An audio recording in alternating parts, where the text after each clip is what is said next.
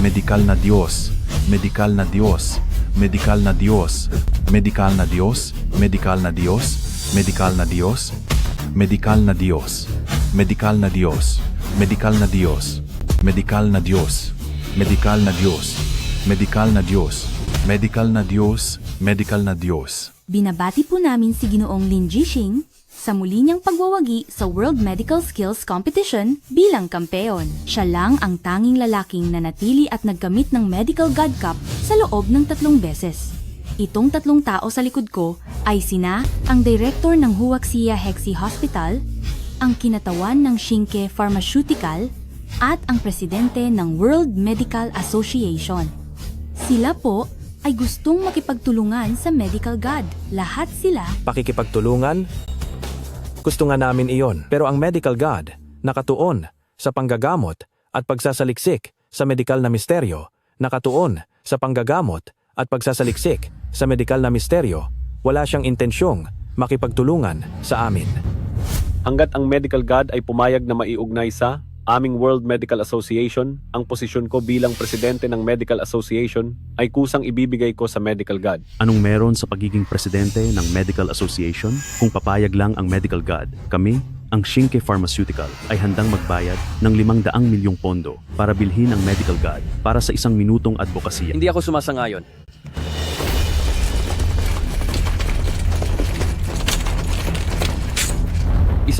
Isang bilyon. Magbabayad ako ng 100 bilyon para imbitahin ang Medical God upang gamutin ang sakit ko. mukhang may nangyaring sitwasyon sa eksena, tila ang paghanga ng lahat sa Medical God ay malapit ng maging kabaliwan. Tingnan niyo dali, dumating na ang Medical God. Medikal na Diyos, medikal na Diyos, medikal na Diyos, medikal na Diyos, medikal na Diyos, medikal na Diyos, medikal na Diyos, medikal na Diyos, medikal na Diyos, medikal na Diyos, medikal na Diyos, medikal na Diyos.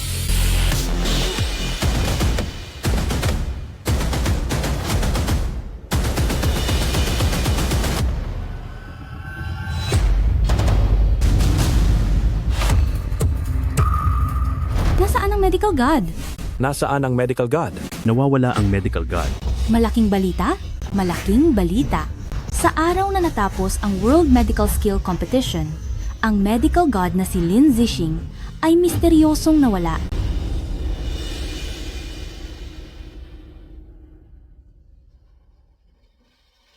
Senior brother.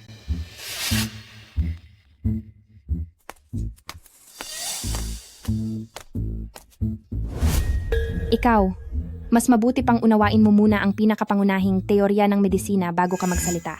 Araw-araw nag-aaral ka ng ganitong mahirap unawaing teorya ng medisina. Hindi ka ba nahihiya? Walang kwenta. 1 taon na ang nakalipas. Walang natutunan. Hindi ko alam kung paano ka nakapasa sa test ng kura. Sa tingin ko, mas mabuting matuto ka muna sa pagkuha ng gamot mo. Human anatomy. Ambisyosong tao. Akala mo ba lahat ay katulad ng Medical God, mahusay sa lahat ng uri ng medisina? Ay, hindi ko alam kung nasaan ang Medical God ngayon. Sana makakuha ako ng payo mula sa kanya. Napakaganda sana. Saklolo, saklolo? Saklolo, saklolo. Ang anak ko ay nilalagnat ng mataas. Ang temperatura ay pataas lang. Hindi bumababa. Ito ang dating reseta. Pakikuha po ako ng gamot. Hindi na po kaya ng anak ko. Sige, huwag kang mag-alala. Kukunin ko agad ang gamot para sa'yo.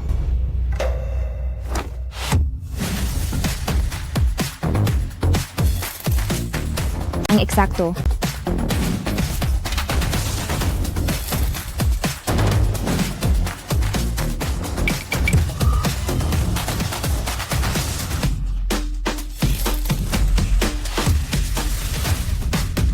Ang bilis.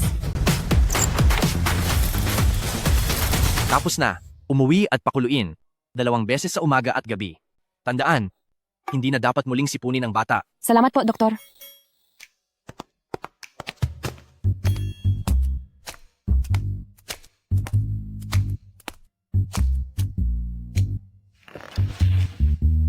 Ang tanga nitong taong ito, sa loob lamang ng ganoong kaikling panahon, naayos na niya ang mga gamot, pati ang bigat ay eksakto. Dali, may tao ba dyan?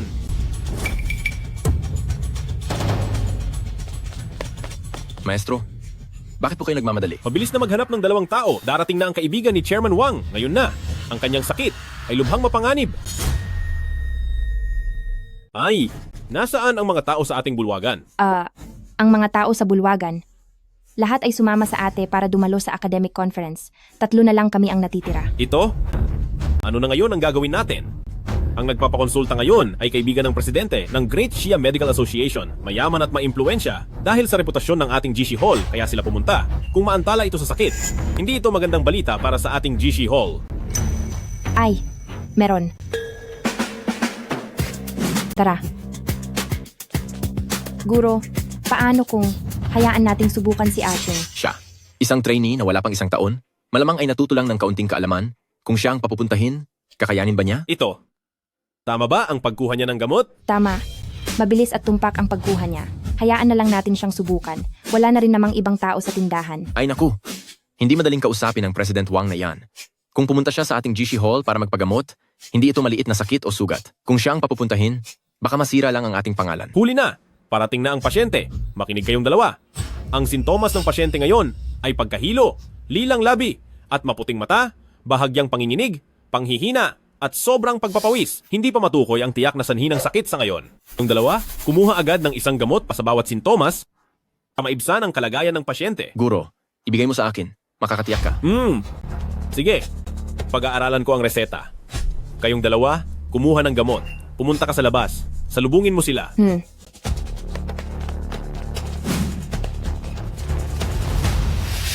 Basura. Dapat mong malaman, kaya ibinigay sa iyo ng guro ang napakahalagang misyong ito. Hindi dahil sa pinapaboran ka niya, kundi dahil ang lahat ay dumalo sa academic conference ngayon. Kung palpak ka mamaya at madamay ako, makikita mo ang hinahanap mo. Teka, huwag kang sumilip ha.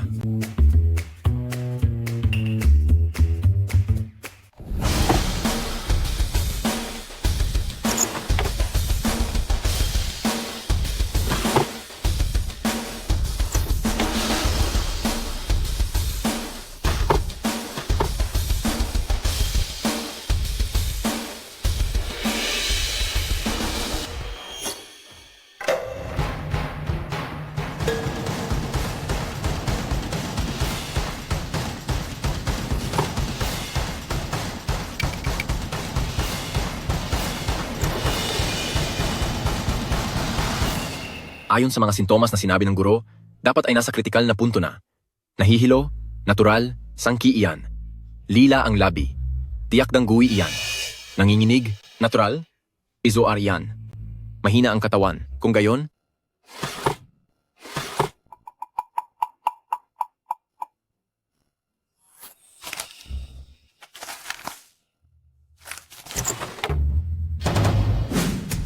Sangki, Danggui, Bezoar, Astragalus, magkatulad ang Astragalus at White Peony, ngunit ang astringent effect ng White Peony ay hindi nakakatulong sa sirkulasyon ng dugo at qi, lalo na kung may qi stagnation at blood stasis, mas hindi ito dapat gamitin. Ito'y ang punto kung saan nalilito ang karamihan sa mga doktor. guro, handa na. Malapit na sila dumating. Wala ng oras. Kayong dalawa, bilisan nyo, pakuluan, ang gamot, dalhin dito. Ay, Fang Wu, anong ginagawa mo? guro, 1 taon pa lang siya. Duda ako na hindi pa niya kilala ang mga pinakasimpleng halamang gamot. Kung simpleng sipon at lagnat, ayos lang. Pero ito ay tungkol sa buhay at kamatayan ng kaibigan ni Mr. Wang, kung may mangyari. At sisihin tayo. Ano ang mananagot dito? Wala ng oras. Pakuluan na ang gamot.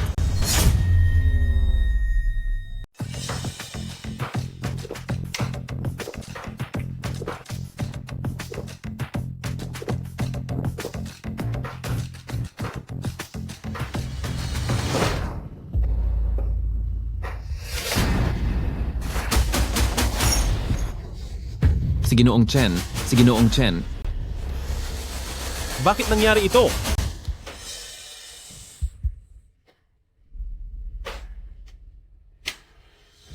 Si Bai Xiao po. Ano? Baisyaw? Xiao Yiken?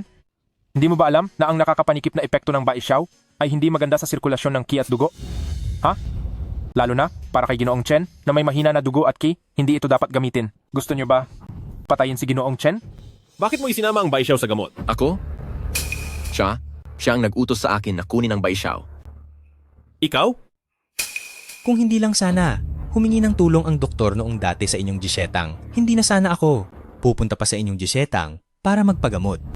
Hindi ko inaasahan na ang inyong Gisetang ay magiging ganito. Xiao Yichen, alam mo ba kung gaano kahalaga ang araw na ito?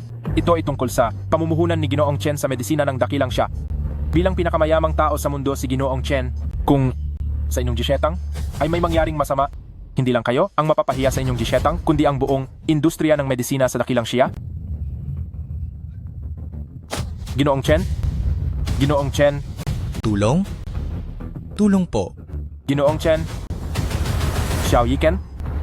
Kung si Ginoong Chen ay mapahamak sa inyong Gisetang, kayong lahat ay sasama sa kanya sa libingan.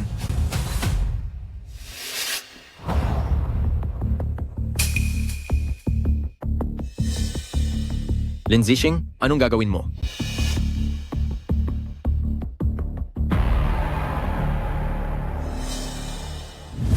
Sasabihin ko sa'yo, sa bagay na ito, lahat tayo ay may responsibilidad. Huwag kang umasang makakatakas. Hindi na sapat ang oras. Kung ayaw mong ang G-Shetang tuluyang bumagsak, bitawan mo ang kamay ko. Ikaw? Sa sitwasyong ito, talaga, hindi na ito mababago? Kahit mukhang wala ng pag-asa, pagtiwalaan na lang natin siya? Fang Wu!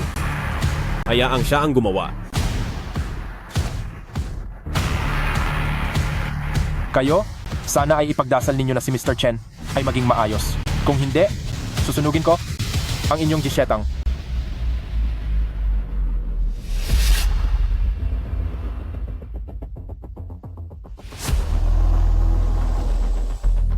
Mayroon na lang 1 minuto. Sabi ko, ang bilis mong maghanda ng gamot at magluto ng sabaw. Talaga bang gagana ito? Hindi ito maliit na bagay. Sigurado ka bang walang problema?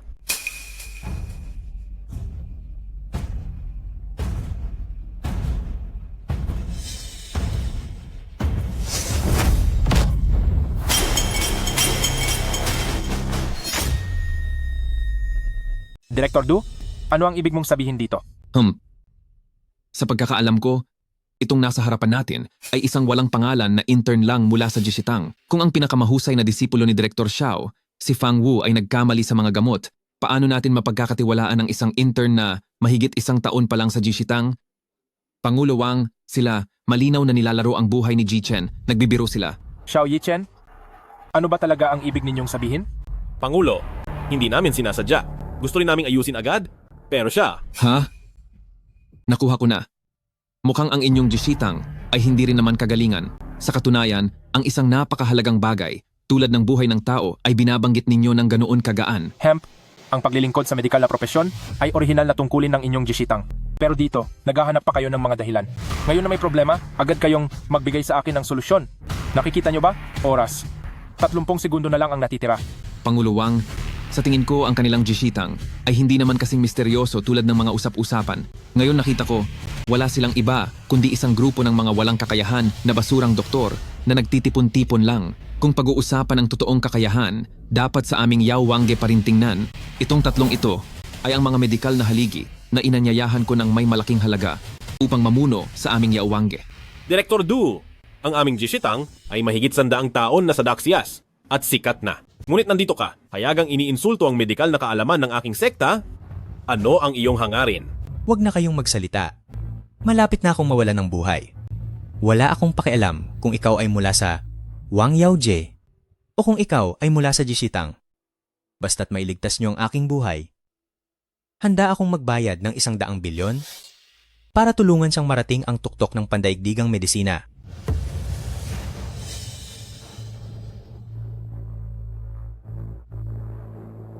Director Xiao, ito ang bagong pinakuluan ninyong gamot mula sa Jisitang. Kung ikaw, maglakas loob kang inumin ito at wala kang maramdamang masama, maniniwala ako sa iyo na may kaunti kang kakayahan. Ito ay gawa ng inyong Jisitang, mga intern. Maglakas loob ka bang inumin ito? Ito? Tingnan mo, hindi mo kayang inumin. Paano ka pa naglakas loob na ibigay kay Ginoong Chen para inumin at paulit-ulit na sabihin na ito ay isang gamot na nakakapagligtas buhay? Sa tingin ko, Gusto mo, patayin si Ginoong Chen? Anong sinasabi mo? Bakit ka nagiging emosyonal? Uminom ka ba? O ikaw ang iinom? Direktor Xiao, kung ngayon ka, maglakas loob na inumin itong gamot, mapapatunayan mo ang iyong pagiging inosente at wala kang balak saktan si Ginoong Chen. Kung hindi ka maglakas loob na inumin, kung gayon ay pinatutunayan mo na may masama kang hangarin. Kung hindi mo inumin itong mangkok ng gamot na ito, sa tingin ko, ang buong jishitang ninyo ay hindi na kailangan sa buong industriya ng medisina. Ang kailangan pang manatili. Sige. Iinumin ko. Guro, hindi pwedeng inumin ang gamot na ito. Baka may inilagay ang walang kwentang ito sa gamot na ito. Ito, paano kung... Ang jishitang na ito ay pamana ng aking mga ninuno. Hindi ito pwedeng masira sa aking mga kamay. Itong gamot, iinumin ko. Guro, hindi niyo pwedeng inumin ang gamot na iyan. Huwag niyo itong inumin. Sinisadya nila ito. Gusto nila kayong ipahiya. Gusto nila kayong makitang napapahiya. Oo nga po, hindi niyo po pwedeng inumin iyan, Direktor. Guro,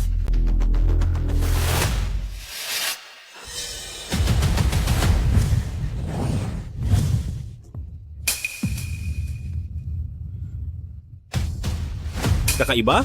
Anong pakiramdam ito? Matagal na akong sumusubok ng mga gamot, kaya ang katawan ko ay laging nalalason. Ngayon, pero nararamdaman kong napakalinaw ng aking sirkulasyon.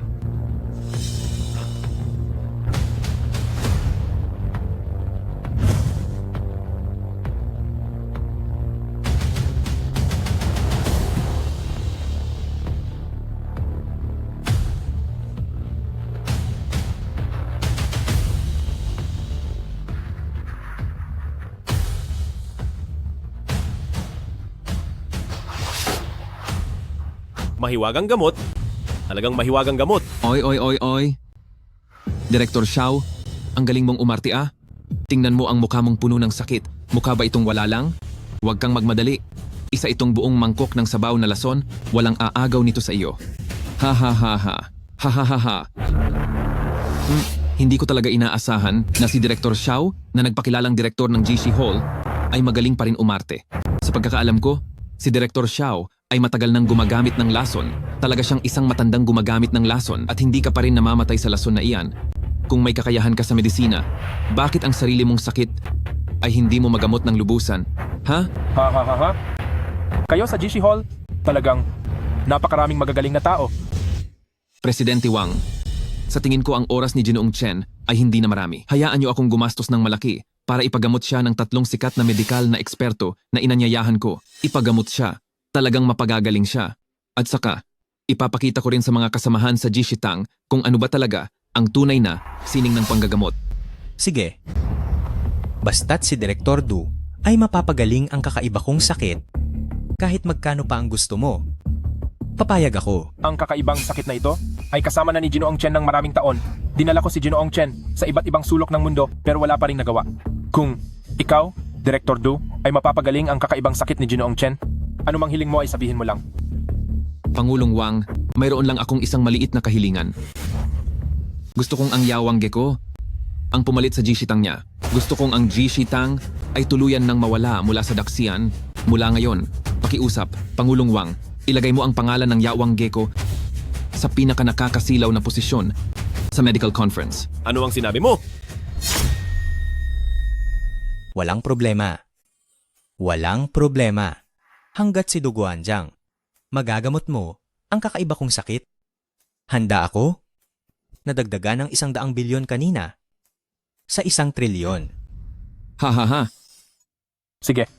Duguanzang, basta magamot mo ang kakaibang sakit ni Ginoong Chen. Ang posisyon ng Guanzang ng Jisitang, ako ay maibibigay rin sa'yo. Hindi ako sang-ayon. Ang Jisitang ay ang pinaghirapan ng aming mga ninuno sa ilang henerasyon na ipinasa sa amin. Hindi ko ito maibibigay kanino man. Wang Huishang, nakikiusap ako sa iyo. Bigyan mo pa kami ng isa pang pagkakataon para patunayan ang aming sarili. Ang aking Jisitang ay hahamon sa Yawangge sa isang hamon ng buhay at kamatayan. Labanan ng buhay at kamatayan? Guro, huwag ka po sana magpadalos-dalos, Guro. Haha. Ang isang taong wala ng tirahan, nangahas pa ring makipaglaban sa amin ng labanan ng buhay at kamatayan, Isa itong malaking biro. Sige na, sige na. Basta kung sino sa inyo, ang makakagamot sa kakaibang sakit ni Ginoong Chen. Siya, ang makakakuha ng posisyon ng guwanzang ng Jisitang. Siya ang bahala. Eto, ano ang labanan ng buhay at kamatayan? Ginoong Chen, ang labanan ng buhay at kamatayan ay ang pinakamalupit na hamon sa medikal na mundo ng Daxia. Kapag nag-apply ang isang challenger, ang taong hinahamon ay walang ibang pagpipilian kundi tanggapin ito. Wala nang paraan para tumanggi. Kung mabigo ang hamon, ang nagbigay ng hamon ay dapat putulin ang kanyang mga kamay at mula noon, wala na siyang karapatang manggamot. Bukod pa rito, siyang tinanggal ng World Medical Association sa listahan. Guro, siguro sumuko ka na lang. Kung mawala ang Jishetang, pwede naman tayong magbukas ulit. Pero kung matatalo ka, pagkatapos nito, hindi ka na makakapanggamot. Tama po kayo, Guro. Kung wala na talagang pag-asa, sumuko na lang tayo. Ibigay na lang natin ang Jishetang sa kanila. Chairman Wang, tama ba na basta ako, manalo sa labang ito sa buhay at kamatayan, maliligtas ko ang Jishetang? Tama. Sige. Duruikon, tatanggapin mo ba? Xiao Yiken. Alam ko na gagawin mo ito. Mabuti na lang, handa ako.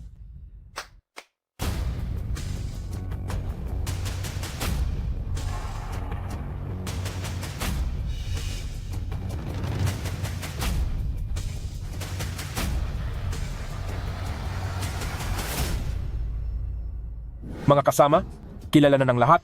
Bilang isang doktor, ang matatag na kamay ang pinakamahalaga.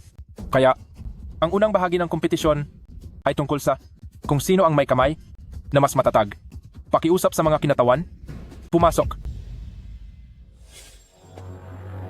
Ang Japanese Devil Doctor, Kimura Masatoshi, narito para maghamon. Kimura Masatoshi? Siya ba yung nakakuha ng 3 beses na World Surgical Champion na si Jack the Ripper Kimura Masatoshi? Yung si Kimura Masatoshi, napakahusay ba niya? Si Kimura Masatoshi, siya ang nagkampeon ng 3 beses sa World Surgical Competition. Ang kanyang mga kamay, parang isang makinang napakatumpak. Sabi ng lahat, dahil sa kanyang presensya, ang kasanayan sa medisina ng Hapon, umunlad ng 50 taon.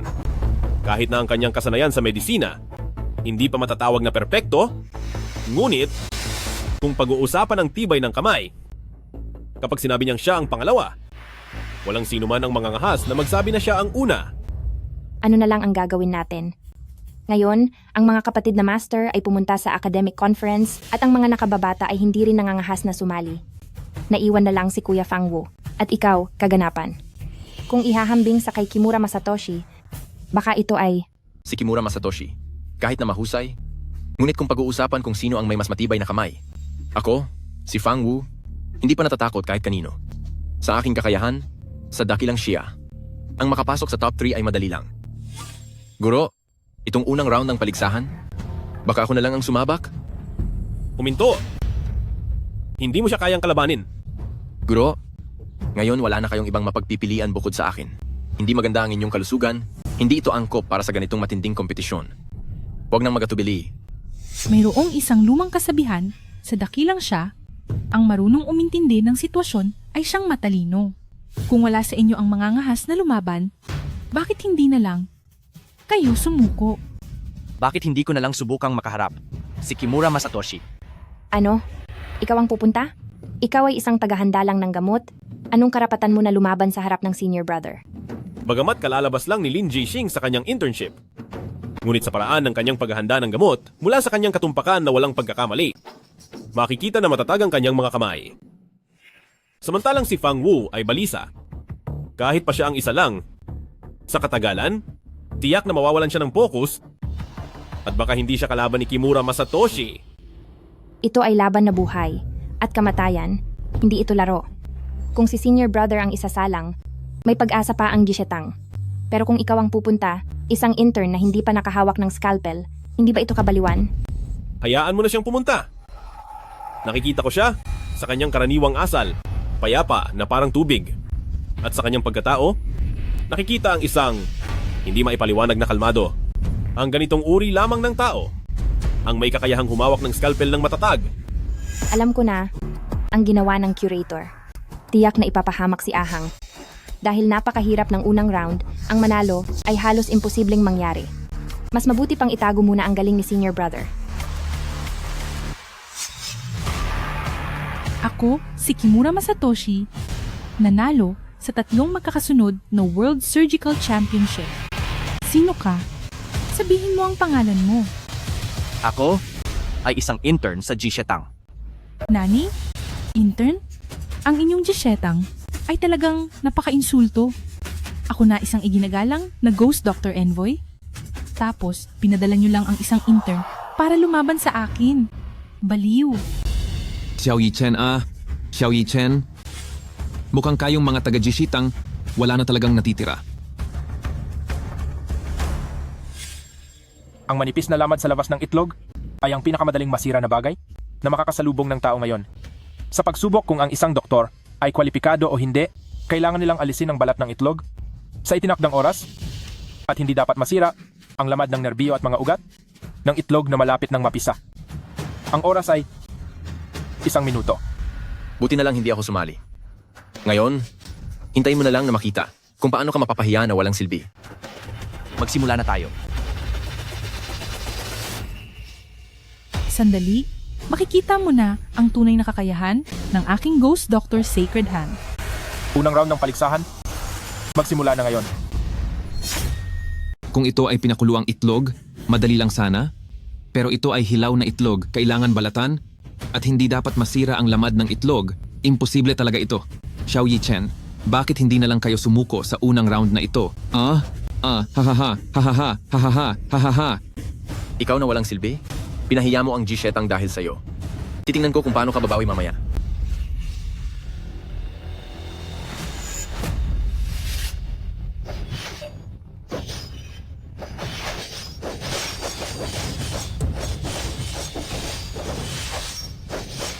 Alam ko nang magaling si Kimura Masashi, pero hindi ko inaasahang umabot na pala siya sa ganitong antas. Ito ba ang tunay na lakas ni Kimura Masashi? Mukhang hindi lang isang antas ang agwat namin.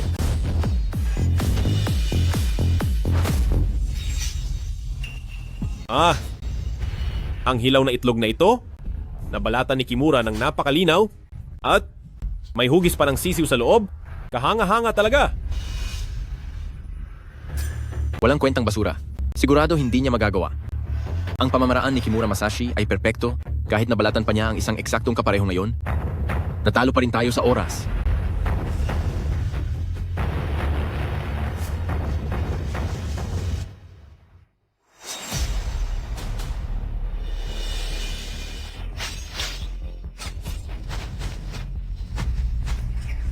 Nako, anong gagawin natin? Malapit nang matapos ang oras. Hindi pa rin siya kumikilos, hindi ba tayo talo na? Kamusta, Xiao Yi-chen? Susuko na ba kayo? Ang inyong intern ay hindi pa nagsisimula, pero 20 segundo na lang ang natitira. Hindi.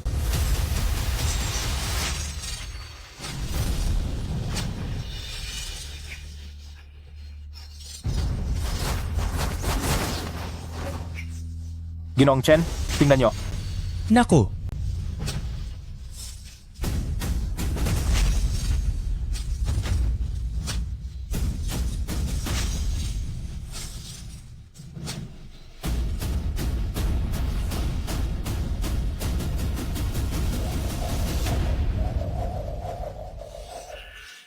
Lin Jixing, nababaliw ka ba?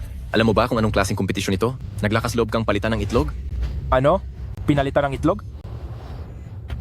Tingnan ninyo, kung ito ang itlog na katatahi lang niya, paano nangyaring walang kahit anong basag? Paano nangyaring walang bakas?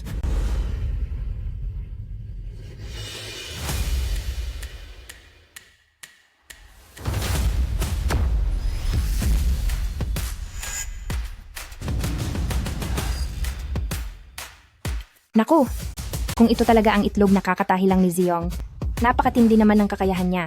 Imposible. Ang pagkukumpuni ay 10 beses na mas mahirap kaysa sa pagsira. Paano niya nagawa yon?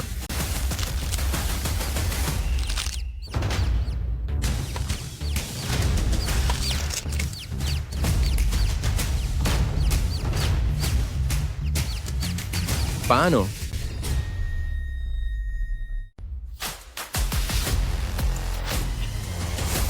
Paano nangyari iyon? Ito ay isang itlog na na-freeze ng isang buwan. Nabuhay pa rin? Imposible.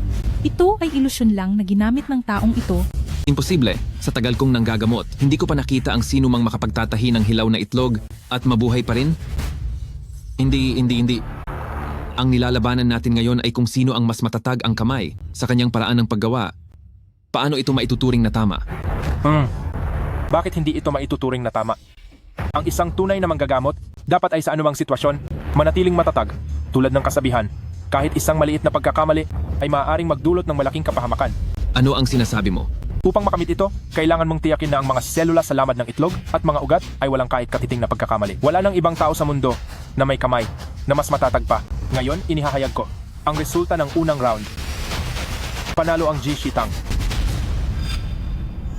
Ang manggagamot ay may pusong mapagkalinga, anumang buhay, ay hindi maaaring ituring na laro. Magaling! Makahila ng panalo mula sa kamay ng Ghost Doctor, hindi ito madali. Jishing, mahusay ang ginawa mo. Ano ang ginagawa mo? Natatalo ka pa sa isang intern, nahihiya lang ang reputasyon ng Yawang Pavilion.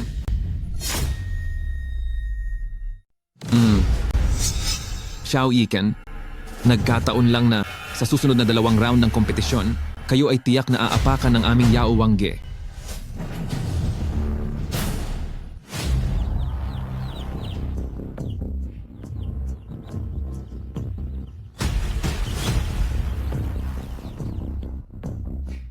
Ang ikalawang round ng kompetisyon ay ang pagtunaw ng 5 lason. Ang pagtunaw ng 5 lason. President Wang, itong pagtunaw ng 5 lason, ano yon? Oh. Ang 5 lason na ito ay tumutukoy sa 5 pinakamakamandag na nilalang sa mundo. Ang kailangan ninyong gawin ay tunawin ang lason sa inyong katawan kung sa loob ng itinakdang oras. Hindi ninyo natunaw ang lason sa inyong katawan, ay kamatayan lang ang magiging kapalit. Ang pagtunaw ng 5 lason ay ang pinakamahigpit na pagsubok sa kakayahan ng doktor na bigyang kahulugan ng gamot. Upang maiwasan ang panloloko sa kompetisyon, tatakpan ng itim na tela ang 5 matinding lason. Ang kailangan ninyong gawin ay piliin ang inyong matinding lason at magpapagat sa lason na inyong pinili at tunawin ang lason sa inyong katawan sa loob ng itinakdang oras. Ipapasok ang kamay. Hindi alam kung anong lason ang makakagat. Napakadelikado. Tama ang iyong sinabi. Ang pagsubok na ito ay sumusukat sa pag-unawa ng doktor sa gamot at kakayahang magligtas ng sarili. Binibinintang, sa pagtunaw ng 5 lason na ito, lahat ay nakasalalay sa iyo. Huwag kang mag-alala. Sa susunod na round ng kompetisyon, sila ay tiyak na matatalo.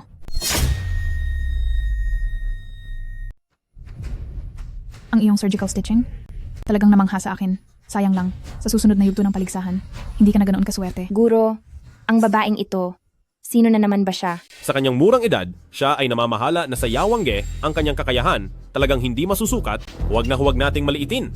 Ayos lang iyan. Kahit na hindi masusukat ang kanyang kakayahan, malamang hindi pa rin siya kalaban ni Kuya. Si Kuya noon ay dahil sa kanyang natatanging pamamaraan sa pagtanggal ng lason. Kaya siya napadpad dito sa ating Jishetang. Ang mga kahanay niya sa edad ay tinatawag siyang King of Poison ng Jiangcheng. Kayo? Nagmahal kayong magpadala ng isang babae para makipaglaban sa akin? Talagang hinahanap niyo ang inyong kamatayan. Ang babaeng ito ay hindi basta-basta. Huwag kang magpabaya. Huwag mong isipin. Dahil nanalo ka sa laban kanina, ay may karapatan ka ng pagbawalan ako. Sa susunod na laban, manood ka ng maigi at matuto.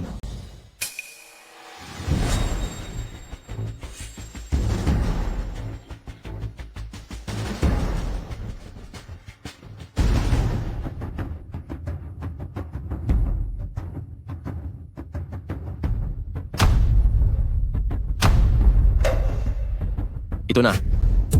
Hindi mo iyan pwedeng piliin. Kung hindi ay mamamatay ka. Tinuturuan mo ba ako kung ano ang gagawin? Ayaw mong piliin ko, ngunit pipiliin ko pa rin. Sige, pakisiguro, alisin ang itim na tela sa mga garapon sa inyong harapan.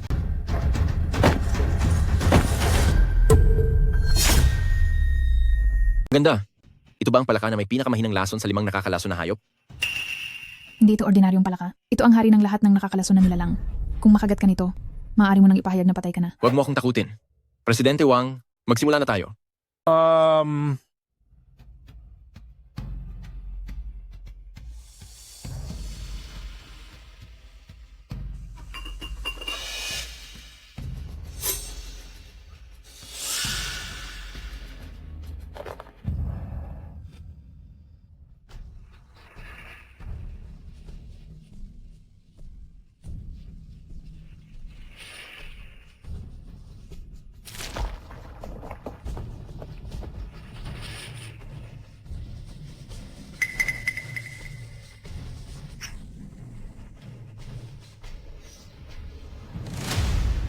Ay, bakit wala siyang anumang nararamdaman? Siya ang huling henerasyon ng tagapagmana ng medisinang Miao.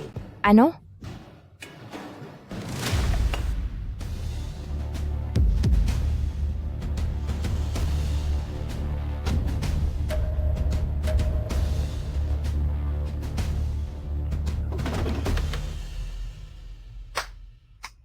Siya, ang lason ng King Cobra, ay sinipsip niya sa kanyang katawan. Presidente Wang, sa tingin ko, dapat mo nang ipahayag ang resulta ng kompetisyon.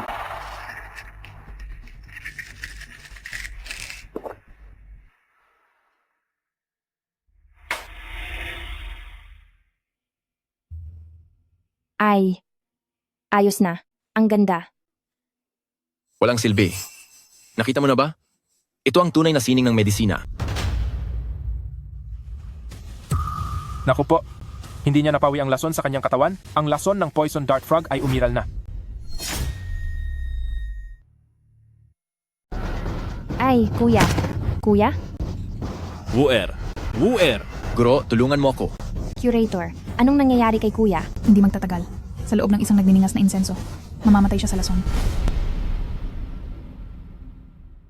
Ang round na ito ng kompetisyon, kami, ang Jitang, sumusuko. Ikalawang round ng kompetisyon, nanalo ang Yawangge. Binibining Tang, bilang tagapagmana ng medikal na sining ng Miao Jiang, tiyak na may paraan ka para pagalingin ang aking disipulo. Nakikiusap ako, iligtas mo siya. Bagaman ako ang tagapagmana ng Miao Jiang, ito ang pinakawalang solusyon na lason sa rainforest. Mas mabuti pang maghanda ka na para sa kanyang libing. Bagaman mahirap lutasin ang lason na ito, hindi naman ito imposibleng pagalingin. Oh? Ibig mong sabihin, kaya mo?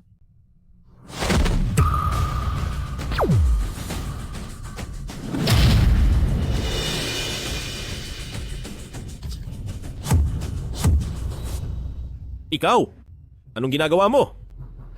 Hindi ko inaasahan. Nagsumbong lang si kuya sa iyo, pero inatake mo siya ng ganoon. Tingnan ninyo, ang lason sa kanyang braso, nalutas na. Paano ito nangyari? Sa paggamit lang ng panloob na enerhiya, matatalo na ang lason sa loob ng katawan.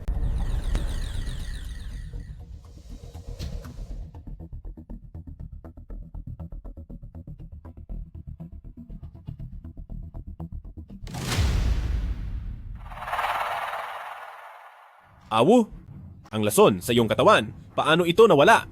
Guro, kanina lang ay, ang lason sa loob ng aking katawan ay kumontra sa bisa ng gamot. Guro, ang ikalawang round ng ating laban ay dapat nanalo na tayo, hindi ba? Kay kuya, kuya senior, talo tayo. Kasalanan mo dahil pakialamero ka? Alam mo ba na dapat panalo na tayo sa round na ito? Umalis ka. Natalo lang tayo sa laban, anong kinalaman yan kay Axing? Isa pa, si Axing pa nga kanina ang nagligtas sa buhay mo. Guro, ngayong ganito na ang sitwasyon, ipagtatanggol mo pa rin ang inutil na ito? Pero guro, huwag kang mag-alala. Sa susunod na round ng laban, babawi ako. Ang ikatlong round? Hayaan mo na akong lumaban. Ikaw? Nilalait mo ba ako? Ang bumawi, huwag ka nang umasa. Sa round na ito, kahit sino pa ang ipalit ninyo, wala kayong kalalagyan. Inihahayag ko ang ikatlong round ng laban. Tulungan ninyo ako. Tulungan ninyo ako. Tulungan ninyo ako. Tulungan ninyo ako. Iligtas ninyo sila. Tulong-tulong-tulungan ninyo sila. Anong nangyari? Nagkaroon ng aksidente ang aking anak na babae at manugang. Malapit na silang mamatay. Mabilis, dalhin ninyo sa loob.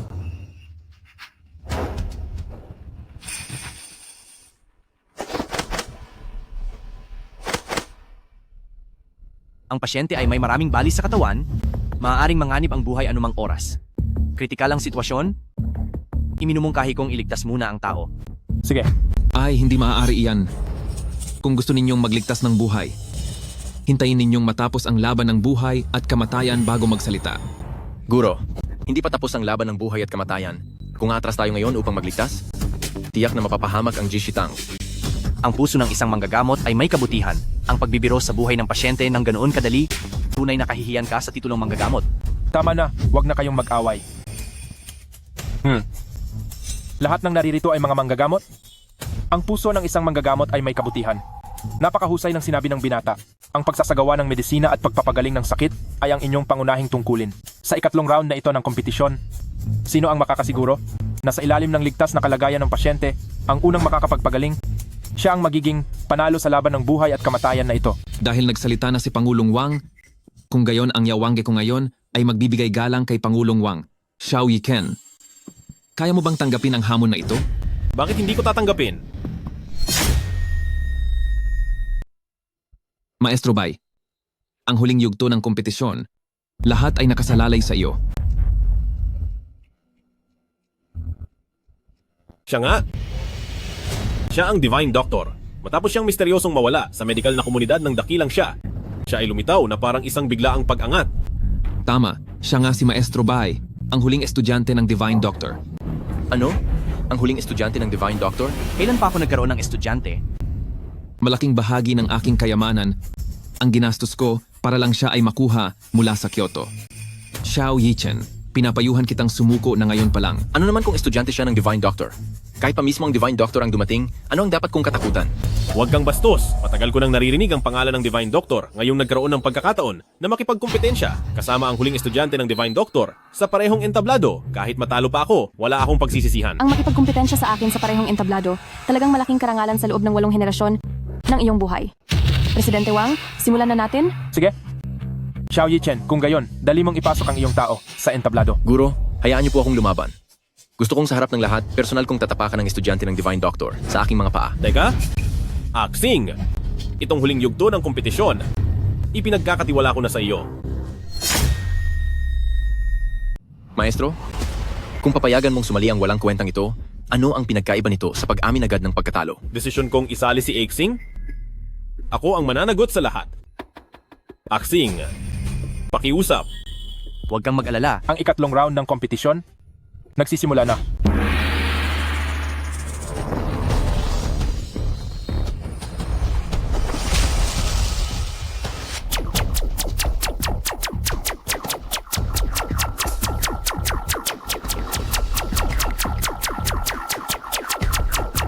Hindi ako nagkakamali, di ba?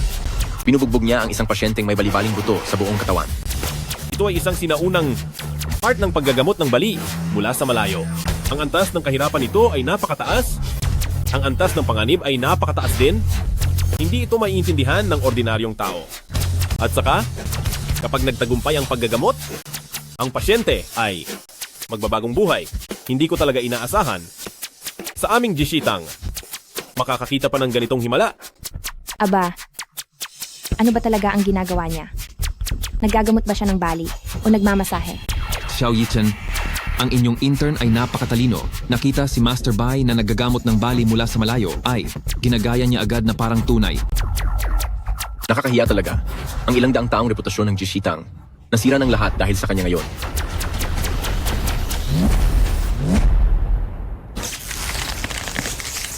Ito ay muling pagkabuhay ng katawan. Ito ay isa pang kakaibang kakayahan ng Medical God. Putol na katawan, muling pagsilang. Direktor, ano po ba ang putol na katawan, muling pagsilang?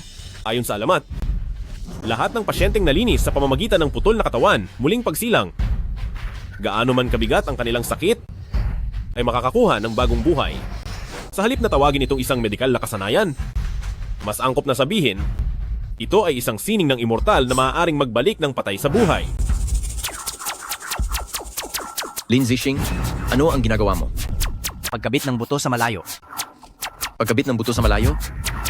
Huwag kang mag-aksaya. Sa iyong batayan sa medisina, kung wala kang ilang dekadang karanasan, hindi mo ito maiintindihan ni Katiting. Pangulong Wang, nagaling ko na ang pasyente. Sino ang nanalo o natalo? Halata na. Sige, aking ipinapahayag ang resulta ng ikatlong round ng kompetisyon. Ang botika ng hari ng gamot ang panalo. Mula ngayon, ang karapatan sa pagpapatakbo ng sentro ng medisina ay kay Direktor Duna. Direktor Xiao, pakiibigay mo agad. Ang karapatan sa pagpapatakbo ng sentro ng medisina, putulin mo ang sarili mong mga kamay, at mula ngayon, hindi ka na makakagamot. Ano? Direktor Xiao. Hindi. Xiao Yichen, hindi mo ako masisisi rito. Ha ha ha ha ha. Tara.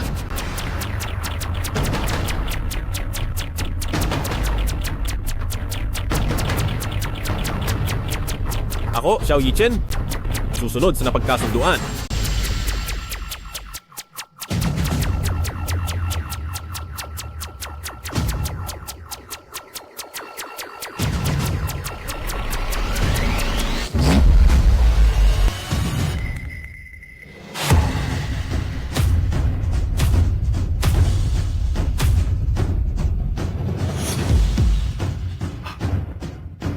Bakit nangyari ito?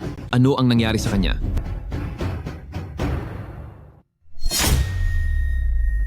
Di maganda.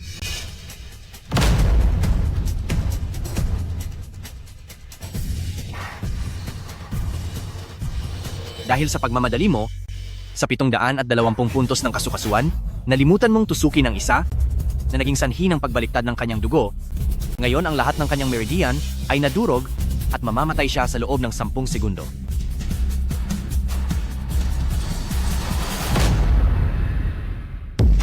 Patay? Patay na? Anak ko! Anak ko! Gumising ka, anak. Hindi ganoon. Wala akong kinalaman dito. Napakabaliw. Kayong dalawa, masasabing kayo ang bantog na pinakatanyag na tagapamahala ng medical hall sa Dacia? Kahit hindi nyo kayang iligtas ang isang tao? Hindi pa huli ang lahat, maaari pa siyang iligtas. Ang tao ay maililigtas pa. Paano mo ililigtas ang isang patay? Muling pagkabuhay.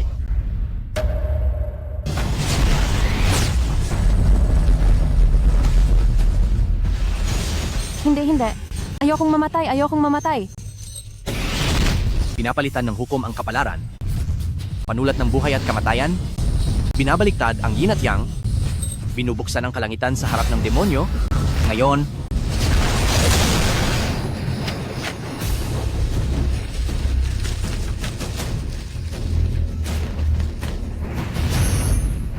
ang isa ay umaakyat sa langit. Ang patay, bumalik ang kaluluwa. Bumalik ang kaluluwa. Bumalik ang kaluluwa.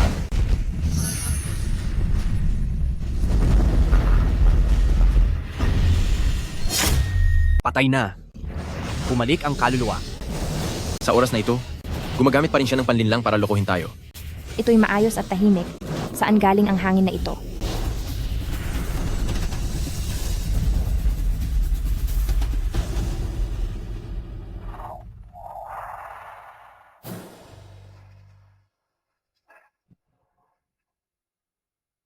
Salamat po. Salamat po. Paano ito nangyari? Iyon ay isang taong patay na. Pero, kaya talaga niyang buhayin muli. Ito ay isang medikal na himala. Astig. Talagang nakakatakot ito. Ano ba ang ginawa niya? Paano niya biglang binuhay ang tao? Narinig ko na ang medikal na Diyos ay mayroong isang espesyal na kasanayan. Iyon ay ang sining ng pagbuhay ng patay. Hindi ko akalain, magkakaroon ako ng pagkakataong masaksihan ito. Siya ba ang nawawalang medikal na Diyos? Paano ito nangyari? Medikal na Diyos. Sa wakas ay nakita ko na kayo sa personal. Matagal ko na kayong hinahangaan. Tanggapin niyo po sana ako bilang inyong estudyante. Walang hiya. Nagkukumpara na, hindi ko akalain isa palang impostor. Ngayon may mukha pa siyang hilingin na tanggapin siya ng medikal na Diyos bilang estudyante. Medikal na Diyos. Pakiusap, tanggapin niyo po ako bilang inyong alagad. Hindi ko po kayo bibiguin. Sa totoo lang, bawat isa ay maaaring maging isang medikal na Diyos. Maging ang mga iginagalang na matatanda o ang mga walang pangalan, maliit na manggagamot. Maging ang pagpapagaling ng sakit at pagliligtas ng tao o ang pagliligtas sa mga naghihirap. Hanggat masipag ka at hindi lumalabag sa etika ng medisina, bawat isa ay maaaring maging isang medikal na Diyos. Hindi ko akalain ang karangalan na mataas sa paningin ng iba, sa mata ng Diyos ng medisina, ay tila walang halaga. Bata pa lang ako, nag-aral na ako ng medisina. Para lang, paglaki ko ay sumikat at dumating ang araw na makapaglingkod ako sa tabi ng Diyos ng medisina. Hindi ko inakala na ang Diyos ng medisina ay nasa tabi ko lang pala at hindi ko alam. Ipinagmalaki ko pa ang sarili ko bilang panganay na disipulo at palagi siyang nilalabanan. Ang sama ko talaga. Inaanunsyo ko, Ang ikatlong yugto ng paligsahan, ang Jishitang ang nanalo. Ang resulta ng laban kanina ay walang bisa. Ay, Presidente Wang, ito na ang nakatakdang resulta. Paano nyo naman binabawi? Duruikon, kung hindi lang sa kanina, tinulungan kayo ng Diyos ng medisina, kayong Yao Wangge ay sisingilin sa masamang reputasyon at hindi na makakalimutan. Ako, Matapos ang 3 yugto ng paligsahan, kay Aisheng, marami akong natutunang aral. Ang puso ng doktor ay mapagmalasakit. Duruikon, mag-ingat ka. ang Yao Wangge ay gumawa ng napakarami para lang sana dumating ang araw na makita ka namin. Hindi ko talaga inakala na nagkasalubong ang magkapatid. Diyos ng medisina, pakiusap. Tanggapin mo kami bilang mga disipulo. Pakiusap Diyos ng medisina, tanggapin mo kami bilang mga disipulo. Tanggapin. Diyos ng medisina, paumanhin.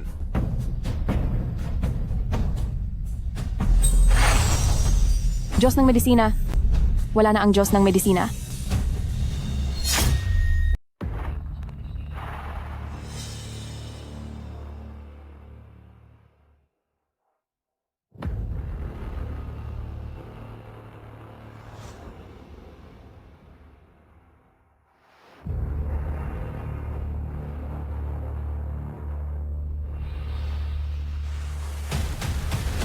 Alam mo ba kung paano namatay ang iyong amo? Alam mo, ang katawan ng Master ay palaging malakas. Pero sa hindi malamang dahilan noong araw na iyon, mabuti pa siya kanina, pero sa susunod na sandali ay malakas na siyang sumusuka ng dugo. Hindi ba ito kahina-hinala? Ang Master ay matagal nang gumagamit ng tradisyonal na gamot para sa kalusugan. Paanong bigla siyang nagkasakit ng malubha? Lahat ng kinakailangang pagsusuri ay ginawa at walang nakitang anumang abnormalidad.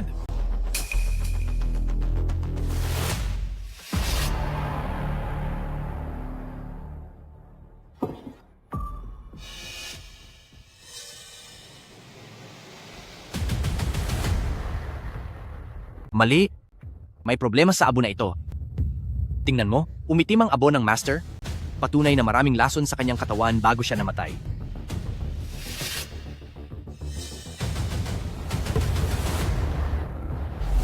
Alam mo ba kung ilang pharmaceutical company sa Daxia ang gumagawa ng elixir? Ang mga lugar na gumagawa ng elixir, walang iba kundi ang Huasheng Pharmaceutical ng Qinling Huashan at ang Linghang Pharmaceutical ng Kongsheng Taishan. Pamangkin, bakit mo tinatanong yan? Naramdaman ko ang amoy ng elixir sa abo kanina, kaya ang pagkamatay ng Master ay malamang na may kaugnayan sa dalawang kumpanyang ito ng gamot. Kung gayon, ano ang plano mo? Ay oo pala, may academic conference sa Huashan sa loob ng 2 araw. Nandoon na rin si Wan Rou. Bakit hindi ka muna pumunta sa Huashan? Sa ganoong paraan, madali kang makakagawa ng investigasyon. Ipagkakatiwala mo muna sa akin ang medical clinic. Sige, pupunta ako ngayon at tiyak na aalamin ko ang katotohanan.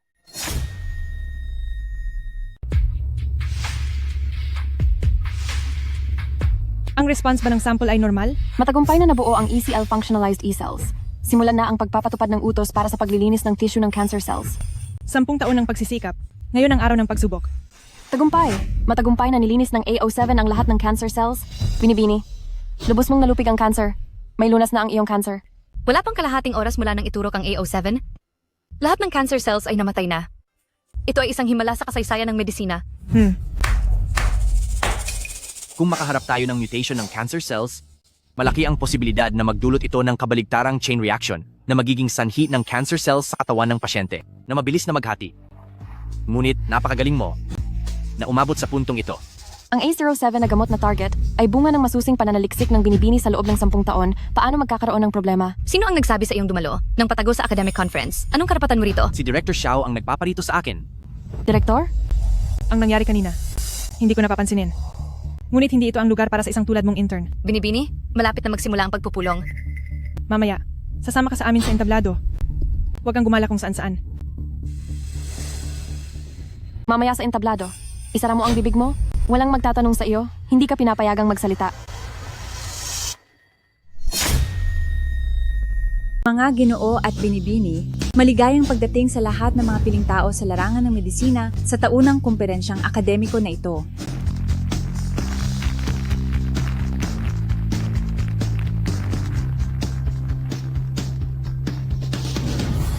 Direktor, bilisan mo, tingnan mo.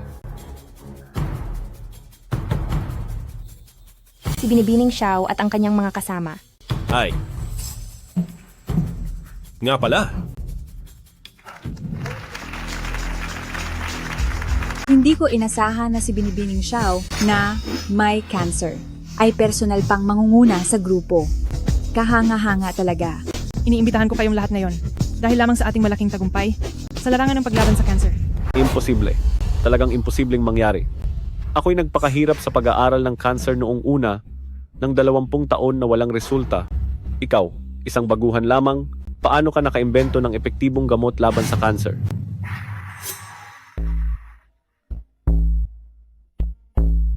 Ginoong Wang, ang ipinagbili ninyo sa akin, ako'y nabigo. Basura ka nga. Wala kang ipinagtaka sa akin. Gumastos ako ng 30 milyong yuan, ganyan lang ang ipinasa mo sa akin? Sabi mo ang iyong apothecary pavilion ay tanyag at kinikilala, ang galing mo sa sining. Talagang pinahanga mo ako. Ginoong Wang, inaamin ko ang aking pagkakamali. Ngunit, may isa pa akong mahalagang bagay na kailangan kong sabihin sa inyo. May isa pa akong Ang nawawalang Diyos ng medisina ng Huaxia ay naroroon sa kumperensyang akademiko ngayon. Ano?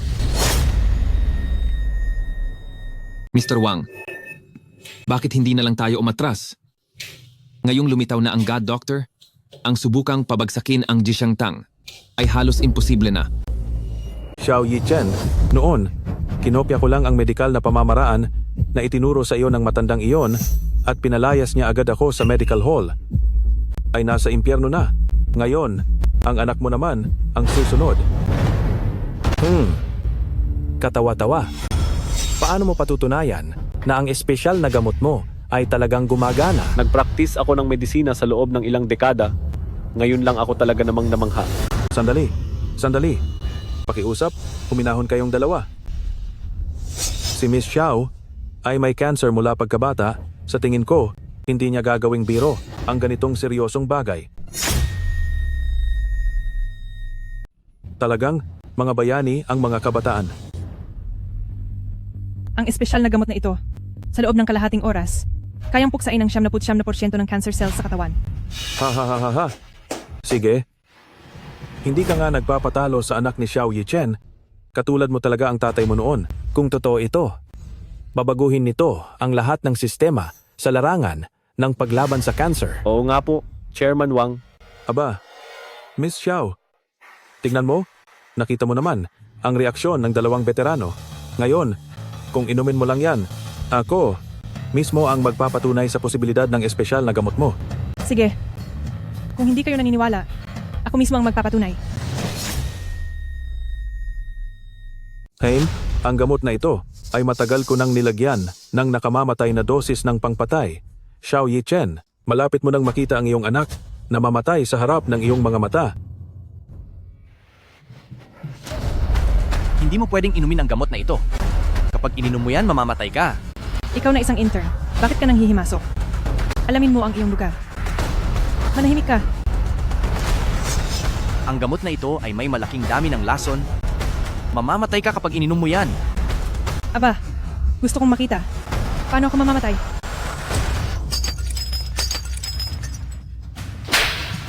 Ano ba ang gusto mong gawin? Sinisikap kong iligtas ka. Tumahimik ka. Ang lahat ng mayroon ako at ang aking mga pagsisikap. Sinira mo ang lahat. Bakit mo ginawa ito? Alam mo ba kung ilang taon nang pinag-aaralan ng ginang ang ilang mililitro ng gamot na ito?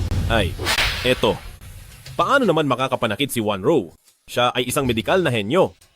Ang ginang ay talaga namang, bakit naman siya basta na lang nananakit? Sa tingin ko ay nagsasalita ka lang naman. Medikal na henyo. Medikal na henyo. Ginoong Chen, hindi ba umalis na kayo? Ang inyong binti, paano ito gumaling? Bilisan ninyo, palabasin ninyo ang medikal na henyo. Gusto kong personal na magpasalamat sa medikal na henyo. Kapag ininom mo ang gamot na ito, tiyak na mamamatay ka. Ang Celestial Immortal ay walang kulay, walang lasa, at ito ang pinakamalalang lason sa mundo. Paano niya nalaman iyon? Kaya pala, sinusubukan niya akong linlangin? Ha. Sa medical conference ngayon, paanong may sinumang maglalagay ng lason para lasunin ang isang magaling na manggagamot na mag-aambag sa tsina, ha? Hindi ka ba nagloloko? Hindi ako nagloloko. Dahil ang naglagay ng Celestial Immortal dito sa gamot ay walang iba kundi kayo, Chairman Wang. Ano ang pinagsasabi mo? Ako at si Ginang Xiao, wala kaming alitan. Sinasabi mong nilason ko. Nilason si Ginang Xiao. Anong ebidensya mo? Ang Celestial Immortal ay gamot na mahigpit na kinokontrol ng asosasyong medikal, halos imposibleng makita ng ordinaryong tao. At sa gamot na ito, kalahati ay Celestial Immortal. Bilang sponsor ng medical conference na ito, Chairman Wang, kayo ang may pinakamalaking motibo. Grabe ka namang manira. Ikukulong kita ngayon din. Mga bantay? Baliin ang mga binti niya at itapon siya palabas. Tigil. Tingnan natin kung sino ang maglakas loob na galawin ang Diyos ng medisina. Tingnan natin kung sino ang maglakas loob na galawin ang Diyos ng medisina.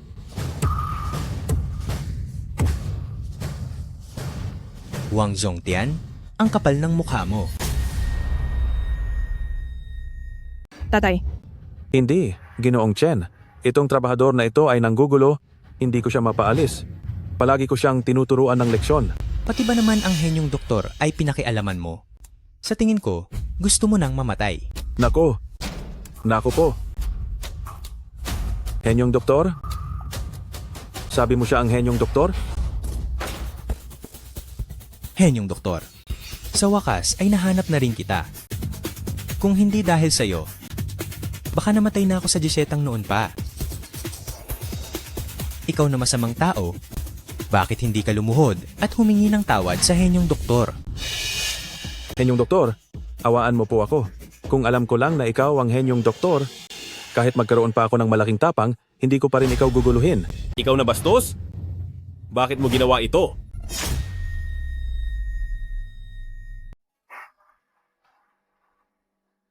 Xiao Yichen, sa usaping medisina, dati inakala kong mas mahusay ako sa iyo, pero ninakaw ko lang ang mga itinuro sa iyo ng matandang yon. Yang matandang yan, pinalayas ako sa klinika. Hindi ako makatarungan, kaya sumusumpa ako, kailangan yung magbayad. Ipapaalam ko sa iyo ngayon kung ano ang halaga. Hayaan mo na. Hayaan mo siyang pumunta sa kung saan siya nararapat at hindi manatili dito. Dalhin siya. Hindi ako makatarungan. Hindi ako makatarungan. Hindi ako makatarungan. Mula ngayon, ang posisyon ng chairman ng akademikong kumperensya ay gagampanan ni Xiao Yichen. Hindi ako sumasang-ayon. Guro, maaari na kayong magpahinga ng payapa. Aheng, ang batang si Wanru, ngayon ay may malalang sakit. Alam ko, tiyak na mapapagaling mo siya. Ako, ang matandang ito, ay luluhod sa iyo. Ay, Tio, ano na naman ang ginagawa ninyo? Kahit hindi ninyo sabihin, gagawin ko ito. ikaw, may paraan ka nga ba upang pagalingin ang aking malalang sakit? Ganito na lang. Maraming tao dito at hindi komportable. Mamaya, puntahan mo ako sa loft.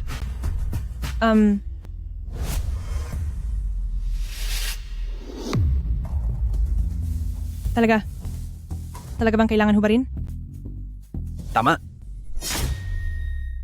Para lubusang alisin ang mga selula ng cancer, ito lamang ang paraan. Sa isang sandali, gagamitin ko ang aking mga kamay upang buksan ang iyong mga selula at gawing makita ang mga selula ng cancer. Ang kailangan mong gawin ay manatiling kalmado. Tandaan na huwag magkaroon ng malaking pagbabago sa emosyon, kung hindi ay magdudulot ito ng paghihiwalay. Sige.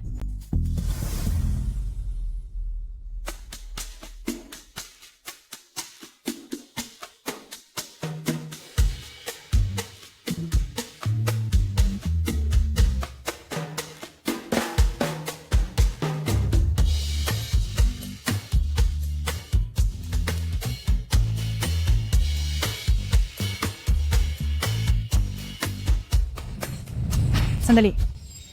Iyon, May sugat ako sa balikat. Pakidahan-dahan ka mamaya. Sige.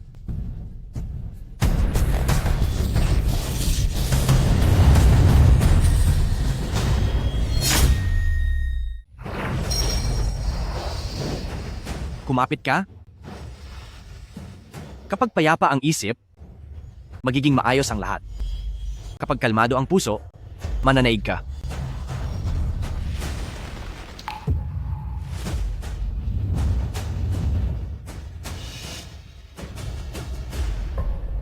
Bakit nangyari ito?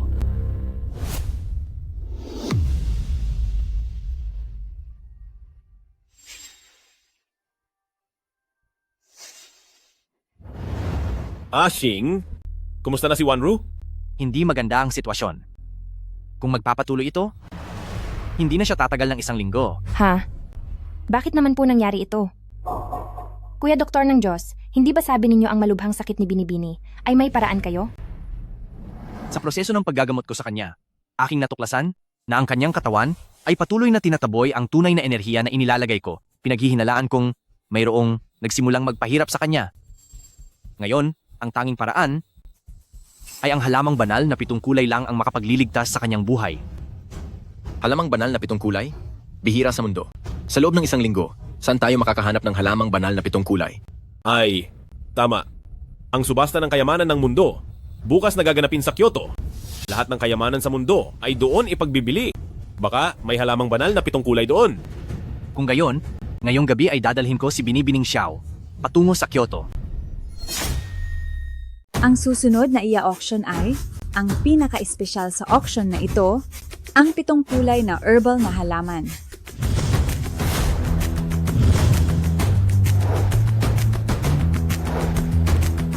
Ang panimulang presyo ng 7 kulay na herbal na halaman ay 1,000,000 piso. 2,000,000 piso. 2,000,000 piso. Isang beses. 2,000,000 piso, 2 beses. 5,000,000 piso? Ching Cheng, huwag kang mag-alala. Balak kong bilhin ang 7 kulay na herbal na halaman na ito. Pero yung pinangako mo sa akin noon. Huwag kang mag-alala. Basta matulungan mo akong makuha ang 7 kulay na herbal na halaman na ito ngayon, lahat ay mapag-uusapan.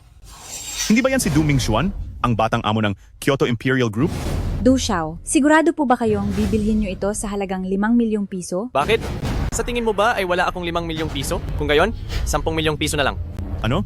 10,000,000 piso? 20,000,000 piso.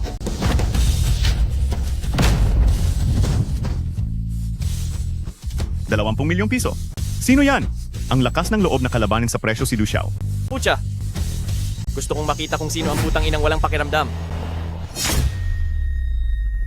Puta, titingnan ko kung sino ang gagong hindi marunong tumanaw.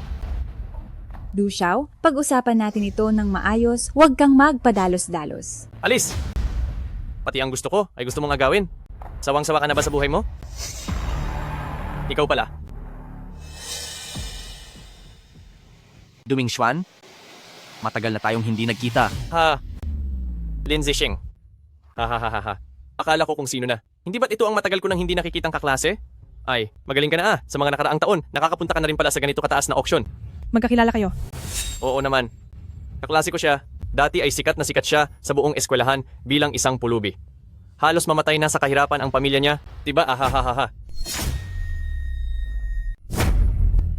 Makulay na banal na damo? Kung sino ang pinakamataas ang taya, siya ang mananalo. Si Du Xiao ay nagmula sa isang nangungunang mayaman na pamilya sa Kyoto. Huwag nang ipilit, para hindi ka mapahiya. Paano kung huwag na lang? Ang 20,000,000 kanina ang huling budget natin. Huwag kang mag-aksaya. 20,000,000? Pera ba yan? Ngayon ipapakita ko sa inyo kung ano ang tawag sa agwat ng mayaman at mahirap.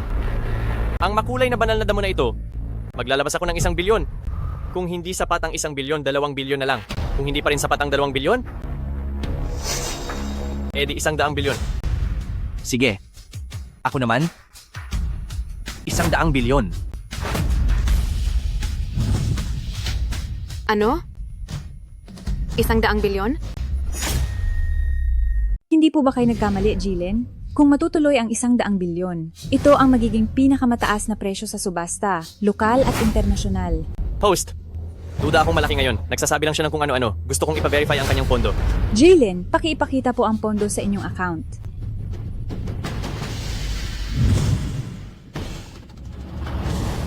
$2,000?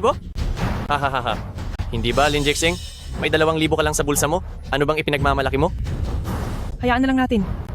Ang 2,000 ay ginawang 200 bilyon. Hindi ka man lang kumurap. Ako, si Duming Xuan, ngayon, talagang bilib ako sa iyo. Bakit ka nagmamadali? Sino ang nagsabing 2,000 lang ang pera ko? 1 minuto? 1 minuto lang ang kailangan? Hintayin natin. 1 minuto? Hindi. Masyadong maikli ang 1 minuto. Bibigyan kita ng 5 minuto? Huwag na nating pag-usapan ng 200 bilyon, basta mabigyan mo ako ng 20,000. Ang 7 kulay na banal na damong ito, ibibigay ko sa iyo ng kusa. Dean, may balita na po, Dean. Nahanap na. Bakit ka ba ganyan? Ano ang nahanap mo? Ang account ng Dr. God. Pwede na pong magpadala ng pera. Ano? Agad mag-deposit ng 200 bilyon.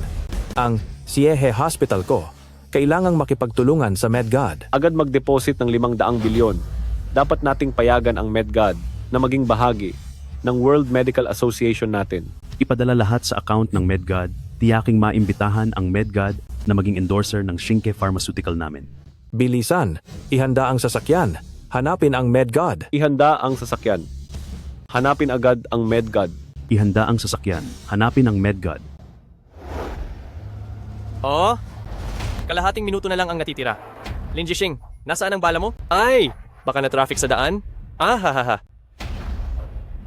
Huwag kang magmadali. Darating din yan agad.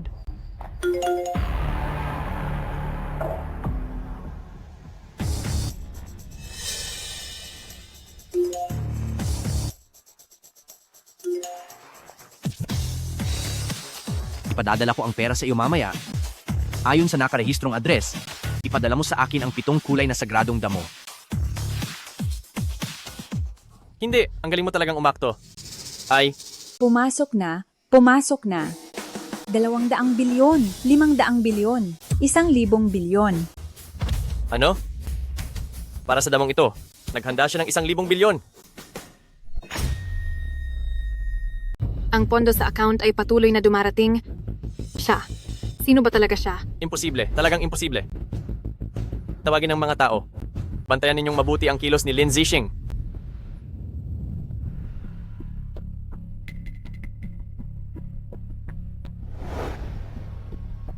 Guro, huwag po kayong masyadong mag-alala. Kasama naman ang doktor?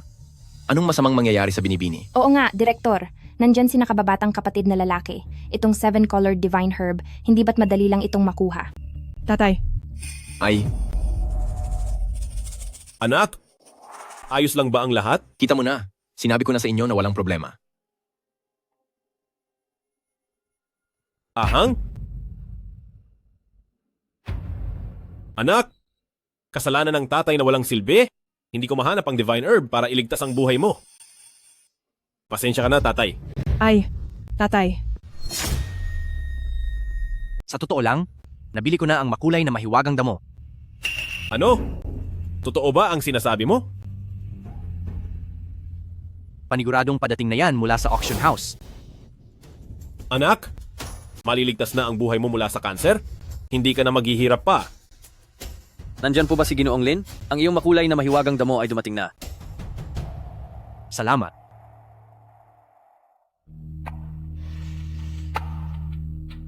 Huwag na tayong mag-aksaya ng oras.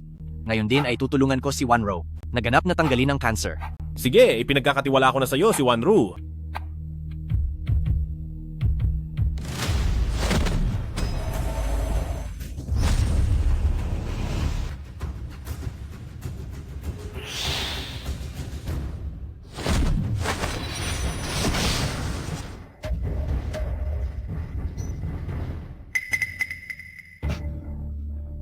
Si Wanro.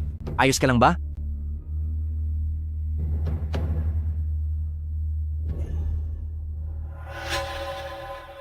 Ang mga selula ng cancer sa katawan ni Wanro ay ganap ko nang inalis. Mula ngayon, hindi na siya magkakaproblema sa cancer. Talaga? Napakaganda. Napakaganda. Anak, hindi ka na muling maghihirap sa cancer. Salamat. Direk, may malaking problema, Direk. Anong nangyari? Ang daming sasakyan at tao sa labas, hinahanap nila si Kuya. Sabi nila isauli daw ang 7-colored spirit grass. Umakyat ka muna sa taas para magtago? Tara.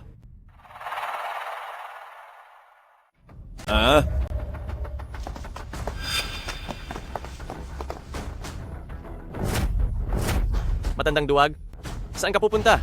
Ayos ka lang ba? Sino ka ba? Basta-basta na lang nanakit. Wala na bang batas?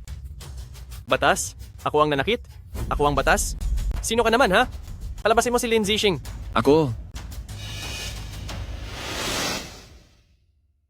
Du Mingxuan, ikaw na naman? Sing? Magkakilala kayo?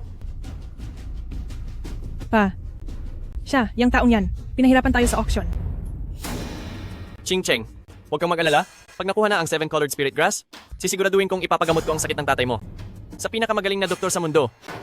Maraming salamat, young Master Du. Maliit na haliparot. Naglilinisan ka pa rin sa akin? Pag nakuha na ang 7-colored spirit grass? Lin Zixing, ayoko nang magpaligoy-ligoy pa. Nasaan ang 7-colored spirit grass? Ibigay mo sa akin. Ang mahiwagang damo, nagamit ko na.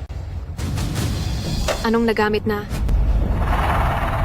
Lin Zixing, ang mahiwagang damo. Kararating lang sa kamay mo, tapos sasabihin mong wala na? Inaakala mo ba na isa akong 3 taong gulang na bata? Sasabihin ko sa'yo, kung hindi mo ilalabas ngayon, sisirain ko ang klinika na ito. Kumilos. Tigil. Ito ay isang klinika. Hindi lugar para kayo ay magulo. Agad, umalis kayo rito. Kung hindi, tatawag ako ng pulis. Tatawag ng pulis? Sige, tawagin mo. Titingnan ko kung mas mabilis ang pagtawag mo sa pulis o ang pagbagsak ng pamalo ko. Sirain ninyo. Kahit maghukay kayo ng malalim, hanapin ninyo ang mahiwagang damo. Sirain. Tigil. Kaya kong pagalingin ang iyong ama. Lin Zixing, alam mo ba ang sinasabi mo? Ang ama niya ay isang vegetatibo. Ikaw na isang lowest performing student sa klase? Paano mo siya pagagalingin? ang aming kuya, kahit ang malubhang sakit ng aming dalaga, ay nagamot niya, lalo na ang sakit ng ama niya. Paano kung hindi niya mapagaling? Hayaan mo akong ikaw ang magpasya. Sige, kung gayon, handa akong subukan. Ching Cheng, hindi mo siya maaaring pagkatiwalaan. Hindi talaga siya marunong magpanggamot. Sa loob ng maraming taon, marami ka na ring nahahanap na tinatawag na henyong doktor, ngunit wala pa ring nakakakita na gumagaling ang sakit ng aking ama. Sa pagkakataong ito, gusto kong subukan ang aking kapalaran. Hindi si Ching Cheng. Siya ay isang manloloko na walang alam sa medisina. Kung sakaling mamatay ang iyong ama dahil sa kanya, anong gagawin mo? Hindi ka dapat magtiwala sa kahit sino, lalo na sa taong ito na puro reseta lang ang alam. Kuya, siya ay isang mediko Diyos. Sa mundong ito, maliban sa mga patay, wala pa siyang hindi napapagaling. Tama! Ako ang magpapatunay. Si Ahang, tunay ngang isang mahusay na manggagamot. Sige. Kayo? Para lang mailigtas ang ospital? Kung ano-anong kasinungalingan? Ang kayang sabihin? Siya na walang alam, karapat dapat bang tawaging mediko Diyos? Sus! Kayo lang ang mga tanga, ang maniniwala. Ikaw! Lin Zixing, ang galing mo ah. Sa bawat sabihin mo na, mediko Diyos, ibig mo bang sabihin na kusa silang tumatawag sa'yo? Sabihin ko sa'yo, kung hindi mo ilalabas ang 7-color divine grass ngayon, sisiguraduhin kong kahit ang Doctor of God ay hindi ka na maililigtas. Nagkakatiwala ako sa kanya. Hindi, Ching Cheng, ikaw. Naniniwala ako na kaya niyang gumawa ng paraan para mailigtas ang aking ama. Ngunit kung hindi niya ito magagamot, gagawin kitang hindi na makakapamuhay ng maayos. 3 minuto, ayusin mo ang iyong gamit at sumama sa akin sa sasakyan. Ching Cheng, hindi ka dapat magtiwala sa kanya, ikaw. Ching Cheng. Shing, may kumpiyansa ka ba? Ang mga pasyenteng may vegetable state sa buong mundo, wala pa talagang naitalang gumaling. Huwag kang mag-alala. Alam ko ang ginagawa ko.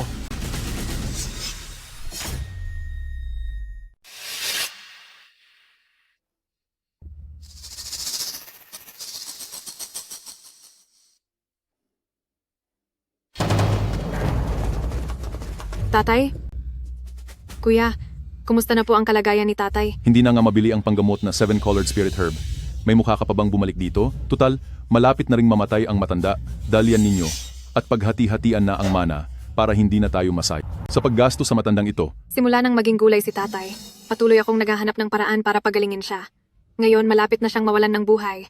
Pero ang iniisip mo lang ay ang mana. Shu Jiadong, tao ka pa ba?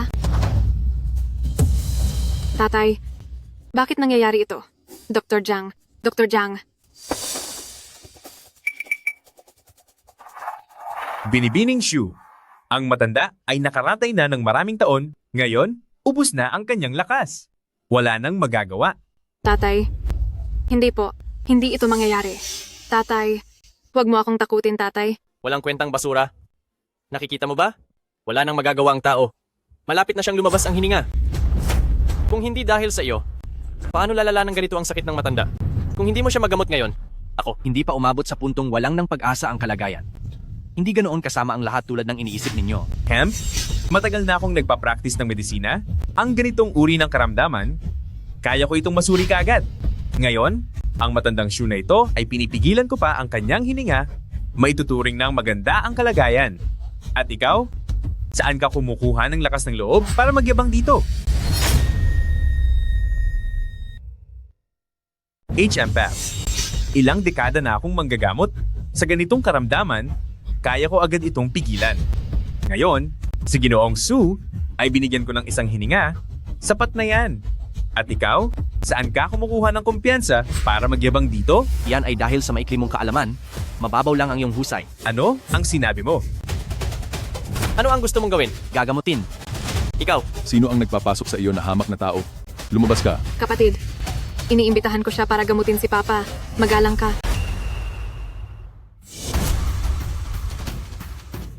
Ching Cheng? Kahit si Dr. Jiang ay walang nagawa sa sakit, naniniwala ka pa rin sa kanya? Siya ay isang walang alam? Hindi pa niya namatay ay malaking? Pasalamat na? Huwag mong kalimutan, siya ang kumuha ng makulay na damo ng Diyos. Kung hindi dahil sa kanya, naigamot na sana si lolo ni Dr. Jiang. Naigamot na sana. Kaya pala ang makulay na damo ng Diyos ay kinuha mo. Ngayon nandito ka. Hindi ko na kailangang hanapin ka para pagbayarin. Kung may mangyari sa matanda, anumang masama, hindi ka na makakalabas ng bahay ni Su ng buo. Ang batang ito ay tunay kong mapalad na tao. Kung hindi lang sana nakuha ang makulay na damo ng Diyos, ang matandang ito ay hindi pa rin sana namamatay. Hinto na ang daldal. Simulan na natin ngayon.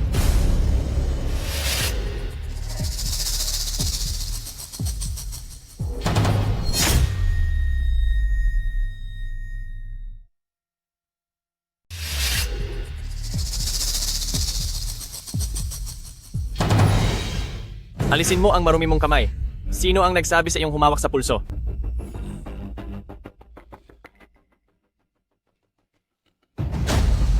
Binibining Shu, ang totoo ay matagal nang nagkamalay ang iyong ama, pero mayroong isang tao na matagal na siyang pinapainom ng maraming gamot na nakakasira sa nerve ng utak na nagdulot ng malfunction sa utak, kaya naman matagal siyang hindi nagigising. Anong pinagsasabi mo? Anong ibig mong sabihin sa matagal nang umiinom ng maraming gamot na nakakasira sa nerve ng utak? Kadalasan ay ako lang at si Dr. Jiang ang personal na nagpapainom ng gamot sa matanda.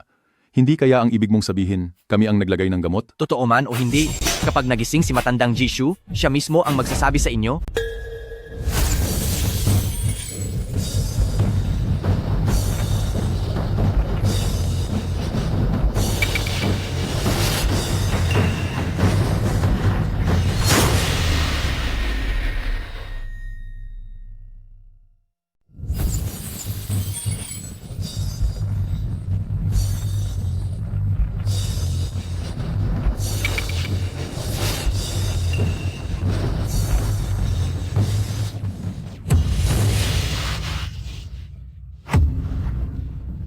Tatay.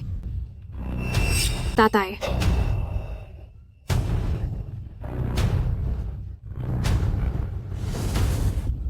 Hahaha.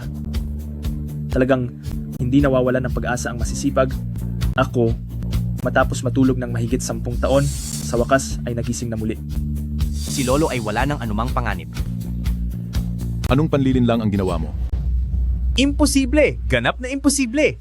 Ang pinuno ng pamilya Shu ay matagal ng malala ang sakit, walang pag-asang gumaling. Kung walang pitong kulay na mahiwagang damo, hindi kailanman siya magagaling sa pamamagitan lamang ng sining ng panggagamot. Sino ka ba talaga? Dr. Jiang. Dr. Jiang. Ginoong Shu? Nagising ka? Napakabuti nito. Ako. Ipapaalam ko kaagad sa mga pangunahing pamilya sa kabisera para bumati. Batiin. Jiang. Gusto mo akong maaga ng pumanaw, hindi ba? Salamat sa iyong mahusay na kamay. Sa pagtulog na ito, napatulog ako ng matandang ito ng higit sa 10 taon. Ay, Ginoong Shu! Ginoong Shu! Hindi po ganoon. Ikaw. Pakinggan mo po ang paliwanag ko. Ginoong Shu, kahit bigyan mo pa ako ng 100 lakas ng loob, hindi ko magagawang lagyan ng lason ng gamot mo. May sinabi ba akong lason? Ako? Siya ang nag-utos sa akin na gawin iyon. Jiang, anong pinagsasabi mo diyan? Tatay, pakinggan mo po ako. Hindi totoo ang sinasabi niya. Ako po ang tunay mong anak. Paano ko naman po kayo masasaktan? Nagsisinungaling lang po siya. Tay. Ikaw na taksil na anak. Tatay, ako. Sinaktan mo ako? Ako po ang tunay mong anak. Paano ko naman naging anak ang isang halang ang kaluluwa na katulad mo? Nakipagsabuatan sa iba para lasunin ako. Ngayon, papatayin kitang walang awa.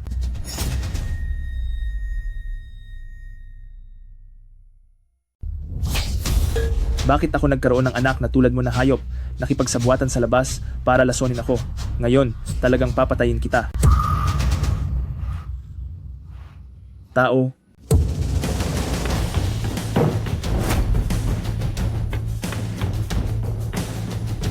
Dalhin ninyo silang dalawa palabas at ipadala sa Kyoto Prosecutor's Office. Apo ng pamilya Shu? Hindi mo iyan maaaring gawin. Siya ang nag-utos sa akin. Inosente ako. Apo ng pamilya Shu? Inosente ako. Inosente talaga. Matandang impakto. Bakit hindi ka pa namamatay? Bakit? Ikaw na. Tatay. Anong nangyari sa iyo? Ilang taon nang may sakit ang iyong ama. Ngayon ay gumaling siya mula sa matinding sakit. Kapag nagalit siya, tiyak na magkakaroon ng masamang epekto. Sino ka? Tatay, siya po si Dr. Lin. Siya po ang nagpagaling sa inyo. Hindi ako Diyos ng medisina. Ang pagliligtas ng buhay ay mas mahalaga pa kaysa sa pagtatayo ng 7 pagoda. Ako ay ginagawa lang ang aking dapat na gawin. O aking tagapagligtas, tanggapin mo ang aking paggalang.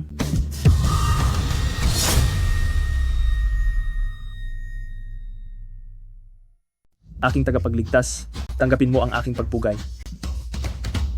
Hindi na kailangan magsalita ng ganoon. Matandang Ginoo. Ang paggagamot at pagliligtas ng buhay ay bahagi lamang ng aking tungkulin. Dr. Lin, kung hindi ka dumating ngayon para tumulong, baka ako ay sumakabilang buhay na. Mula ngayon, ikaw ang magiging tagapagligtas ni Shu Qingfeng. Huwag kang mag-atubiling humiling ng anuman kahit pa kailangan kong mawala ang lahat ng aking ari-arian. Hindi na kailangan ng pasasalamat. Mula ngayon, araw-araw, gumamit ng deer antler, pinatuyong luya, at foti, pakuluan ng magkasama bilang gamot. 1 beses sa umaga at 1 beses sa gabi. Sa loob ng kalahating buwan, gagaling ka na. Kung wala nang iba, aalis na ako. Sandali. Dr. Lin, nakita kong napakagwapo mo. Gusto kitang maging kaibigan. May asawa ka na ba? Ha? Wala po akong asawa. Aba, napakagaling nito. Wala siyang asawa.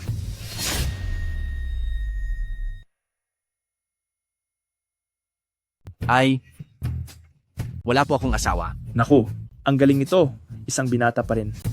Haha. Hindi. Ang ibig kong sabihin ay, nag-iisa ka pa rin. Si Ginoong Lin, mayroon akong munting kahilingan. Hindi ko lang alam kung dapat ko bang sabihin. Tingnan mo, ang aking anak na babae ay kasing edad mo. Hindi kaya kayong dalawa ay... Tatay, ano po ang sinasabi ninyo? Panginoong Shu, nagpakababa lang po kayo. Binibining Shu ay napakaganda. Ngunit ako po, sanay na po akong mag-isa. Sa tingin ko, hindi po kami bagay. Ulitin ko lang po ang sinabi ko, trabaho ko po ang manggamot. Ngunit sa ibang bagay, wala pa akong balak sa ngayon. Hindi, ito. Hindi ako sumasang-ayon. Panginoong Shu, ang pamilyang Shu ay isa ring marangal na pamilya. Ching Cheng ay lumaki sa kaginhawaan. Paano siya magpapakasal sa walang kwentang ito?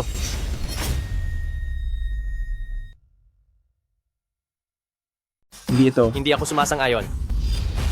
Ginang Shu, ang pamilya niyo ay isang prestihiyosong pamilya rin? Si Qin Cheng ay lumaking ginagawang lahat ang gusto niya. Paano siya magpapakasal sa basura na ito? Lin Jixing, alam mo ba kung ano ang high society? Huwag mong isipin na dahil marunong kang manggamot at may konting pera, magagawa mo na ang kahit anong gusto mo. Ikaw ay isang palaka na gustong kumain ng karne ng sisne. Dr. Lin, salamat sa pagligtas mo sa aking ama. Hindi ko lang po alam kung may oras kayo bukas ng tanghali. Gusto ko kayong imbitahan sa hapunan. Ito, Dr. Lin, pumayag ka na. Kung hindi ka papayag, kung kumalat ito, sasabihin nilang hindi ako marunong, lalo na ang mga matatandang iyon sa kapital, siguradong pagsisiraan nila ako. sige na nga. Kaya pumayag kayo? Mabuti. Bukas ng tanghali sa Cloudtop Palace. Magkikita tayo doon. Magkikita tayo doon. Ano ba ang pinaplano mo? Huwag mong isipin na hindi alam ng binata na ito kung ano ang nasa isip mo. Hindi ba gusto mo lang ng mas maraming pera? Naglalaro ka pa ng mahirap abutin? Kadiri. Sino ka ba? Palabasin. Ako. Ikaw. Lolo, ano ba ang ginagawa ninyo? Ate, huwag ka nang masyadong mag-alala. Si kuya ay isang medikal na henyo. Tiyak na magiging maayos siya. Pero, Umuwi na ako.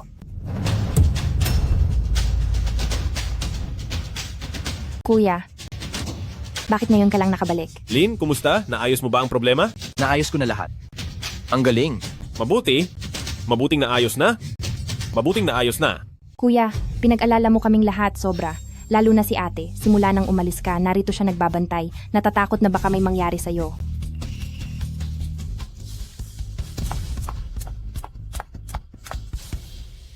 Kayong dalawa, bumalik na muna kayo. May sasabihin lang ako. Kay Lin.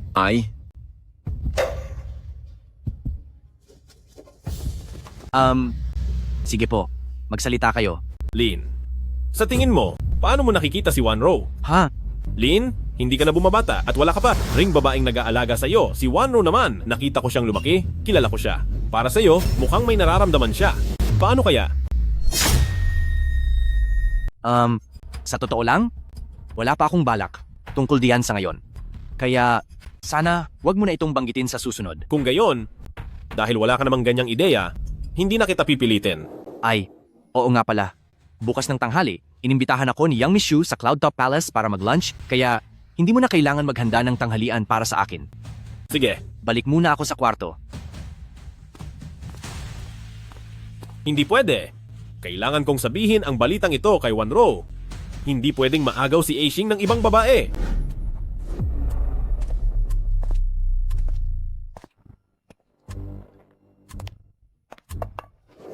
Binibini, kumpleto na ang pagkain ninyo. Enjoy your meal.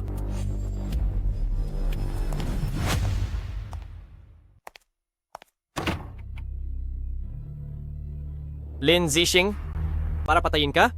Hindi nagatubili ang batang Panginoong ito na bilhin ang pinakamahal na lason, ang Soul Extinction Powder. Ngayon, tiyak na magiging abo ka.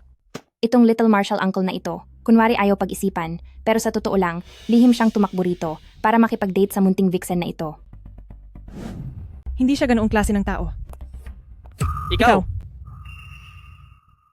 Itong maliit na tiyuhin ay talagang sa bibig ay sinasabing hindi siya interesado, ngunit sa totoo lang, palihim siyang pumunta dito para makipag-date sa babaeng iyon. Hindi siya ganoong klase ng tao. Ikaw yan! Bakit ka nandito? Ako, Ikaw din ba? Para sa date nila ngayong araw, kaya ka narito. baka naman. Nga pala, may tanong pala ako. Ang galing mo sa medisina, bakit hindi ko pa naririnig ang pangalan mo dati? Kaya dati, bakit hindi ko pa naririnig ang pangalan mo dati? Noong araw na iyon sa auction, maraming maimpluwensyang tao mula sa medikal at negosyo ang nagpadala ng pera sa iyong account. Isang tulad mo, bakit ka nagtitiis sa isang maliit na klinika? Bawat isa sa atin ay may kani-kanyang sikreto, hindi ba? Ang sikreto mo napakarami naman. Nga pala, ito ang pangunahing ulam mula sa Cloudtop Palace. Tikman mo nga, kung masarap ba.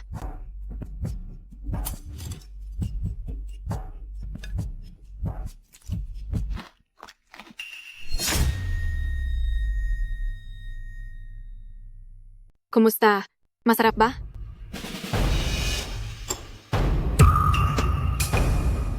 Hindi maaaring kainin ang pagkain ito. Ming Xuan, bakit ka nandito?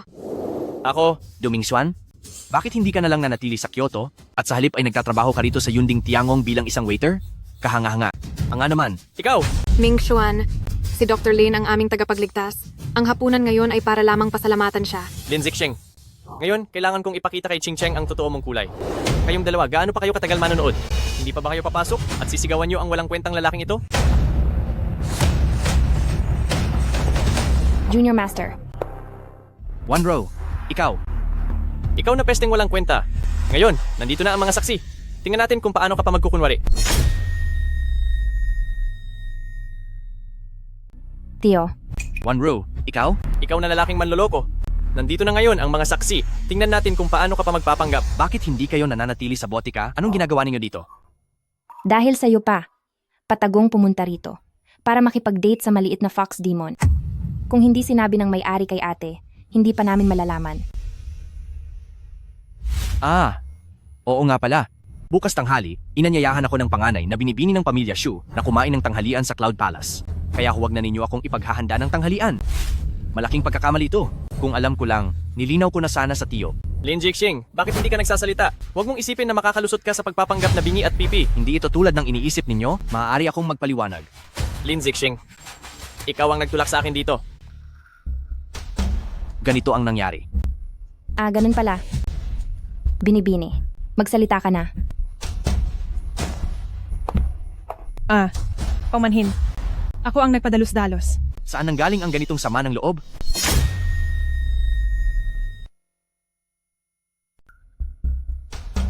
Ganito ang nangyari.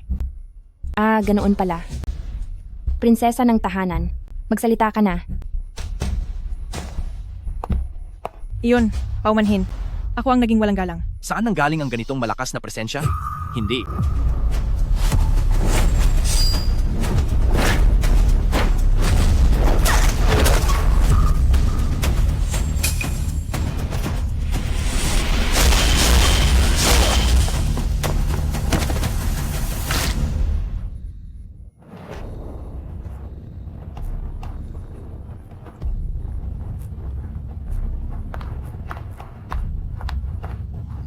Prinsesa ng tahanan. Tumawag ng pulis. Bilis, tumawag ng pulis. Sige.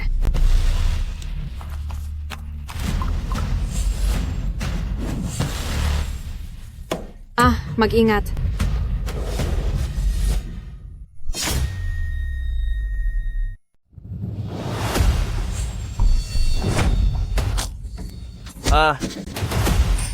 Dali, bilisan mo, hulihin siya.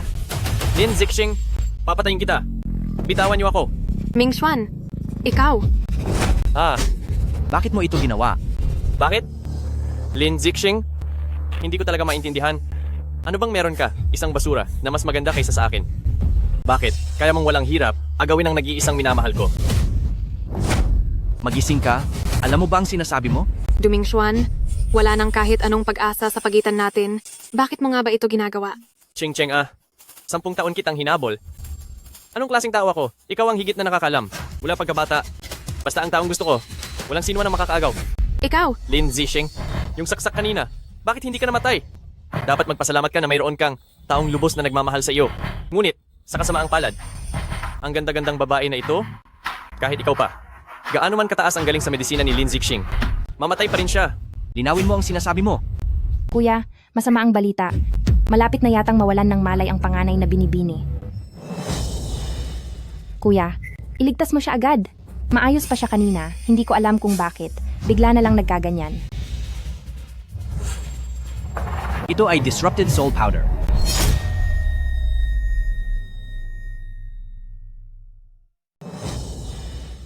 Kuya, iligtas mo siya. Kanina lang ayos pa siya. Hindi ko alam kung anong nangyari. Bigla na lang siyang nagkaganyan. Iyan ang soul-severing poison. Lin Zixing, kaya mo pala. Nakilala mo pa itong Duan Hunsan na? Sasabihin ko sa iyo ang totoo. Ang kutsilyong ito ay pinahiran ko ng Duan Hunsan sa loob ng kalahating insenso. Magiging tuyong buto siya. Hahaha. Kuya, ano ang Duan Hunsan? Ang Duan Hunsan, ang pinuno ng lahat ng lason. Ito ang pinakamabangis na lason sa mundo. Ha? Ang nalason, tiyak na mamamatay. Ano? Hahaha. Lin Zixing, dahil nakilala mo ang Duan Hunsan na ito, siguro alam mo rin, ngayon ay ang God of Medicine lang ang makakapagpagaling. Pero kung gagamitin mo ang kutsilyong ito para magpakamatay sa harap ko, maibibigay ko ang huling antidote sa mundong ito sa iyo. Bibilang lang ako hanggang 3 ah. 3. Ayos na. Gumaling na ang lahat ng sugat ng dalaga. Kuya, ikaw nga talaga ang God of Medicine. Sabi ko na nga ba kaya mo? Ikaw ang God of Medicine? Xiao Senior Brother, ikaw nga ay si Dr. God. Sabi ko na kaya mo. Ikaw si Dr. God? Hindi. Imposible to. Siguradong nagkataon lang? Si Xiao Senior Brother talaga si Dr. God. Ikaw lang ang ayaw. Maniwala. Ako. Ikaw pala si Dr. God. Kaya pala ang daming gustong kaibiganin ka. Mr. Du, ano pa ang gusto mong sabihin ngayon? Hindi ko inakala sa klase. Ang dating mahina, ngayon ay naging Dr. God. Hahaha. Ako pala ang isang palakas sa balon. Bitawan niyo ako. Dalhin siya. Papatayin din kita balang araw. Bahala ka sa buhay mo. Walang awa ka. Kaya mo bang tawagin si Dr. God? Umalis ka na. Papatayin kita. Bakit ka ba ang tanga? Bakit ka sumugod para saluhin ang saksak? Hindi ka naman nasugatan, di ba? Huwag ka na munang magsalita. Bilisan natin at pumunta sa ospital para magpatingin kung may malubha.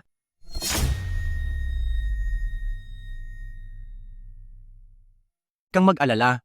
Ang iyong sakit, makakalabas ka na sa ospital sa loob ng 2 araw. Hing Wanru. Binibini. Binibini. Xiao Shishu. Kayo? Pa, bakit kayo narito? Wala namang masyadong ginagawa sa klinik ngayon, kaya dumaan kami para tignan ka. Kumusta na ang kalagayan mo? Hing? Mukhang ang sakit ni Wanru ay gumagaling ng maayos, tama?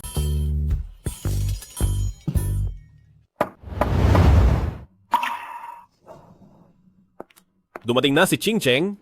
Talagang salamat sa iyo sa nakaraang 2 araw sa pag-aalaga kay Wanru.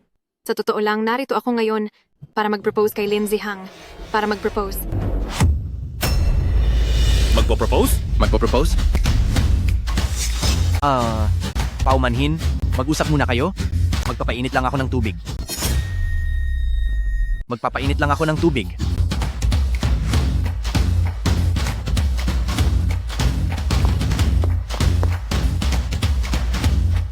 Ay. Kurator, sila ate at ang iba pa. Sila? Ano ang nangyari sa kanila? Si Hang, sa larangan ng medisina, ay napakahusay. Ngunit sa usaping pag-ibig, ay isa pa rin siyang blankong papel. Sa tingin ko, itong bagay na ito ay wag na nating pakialaman. Hayaang siya na ang magdesisyon. Bakit ka tumatakbo? Ako.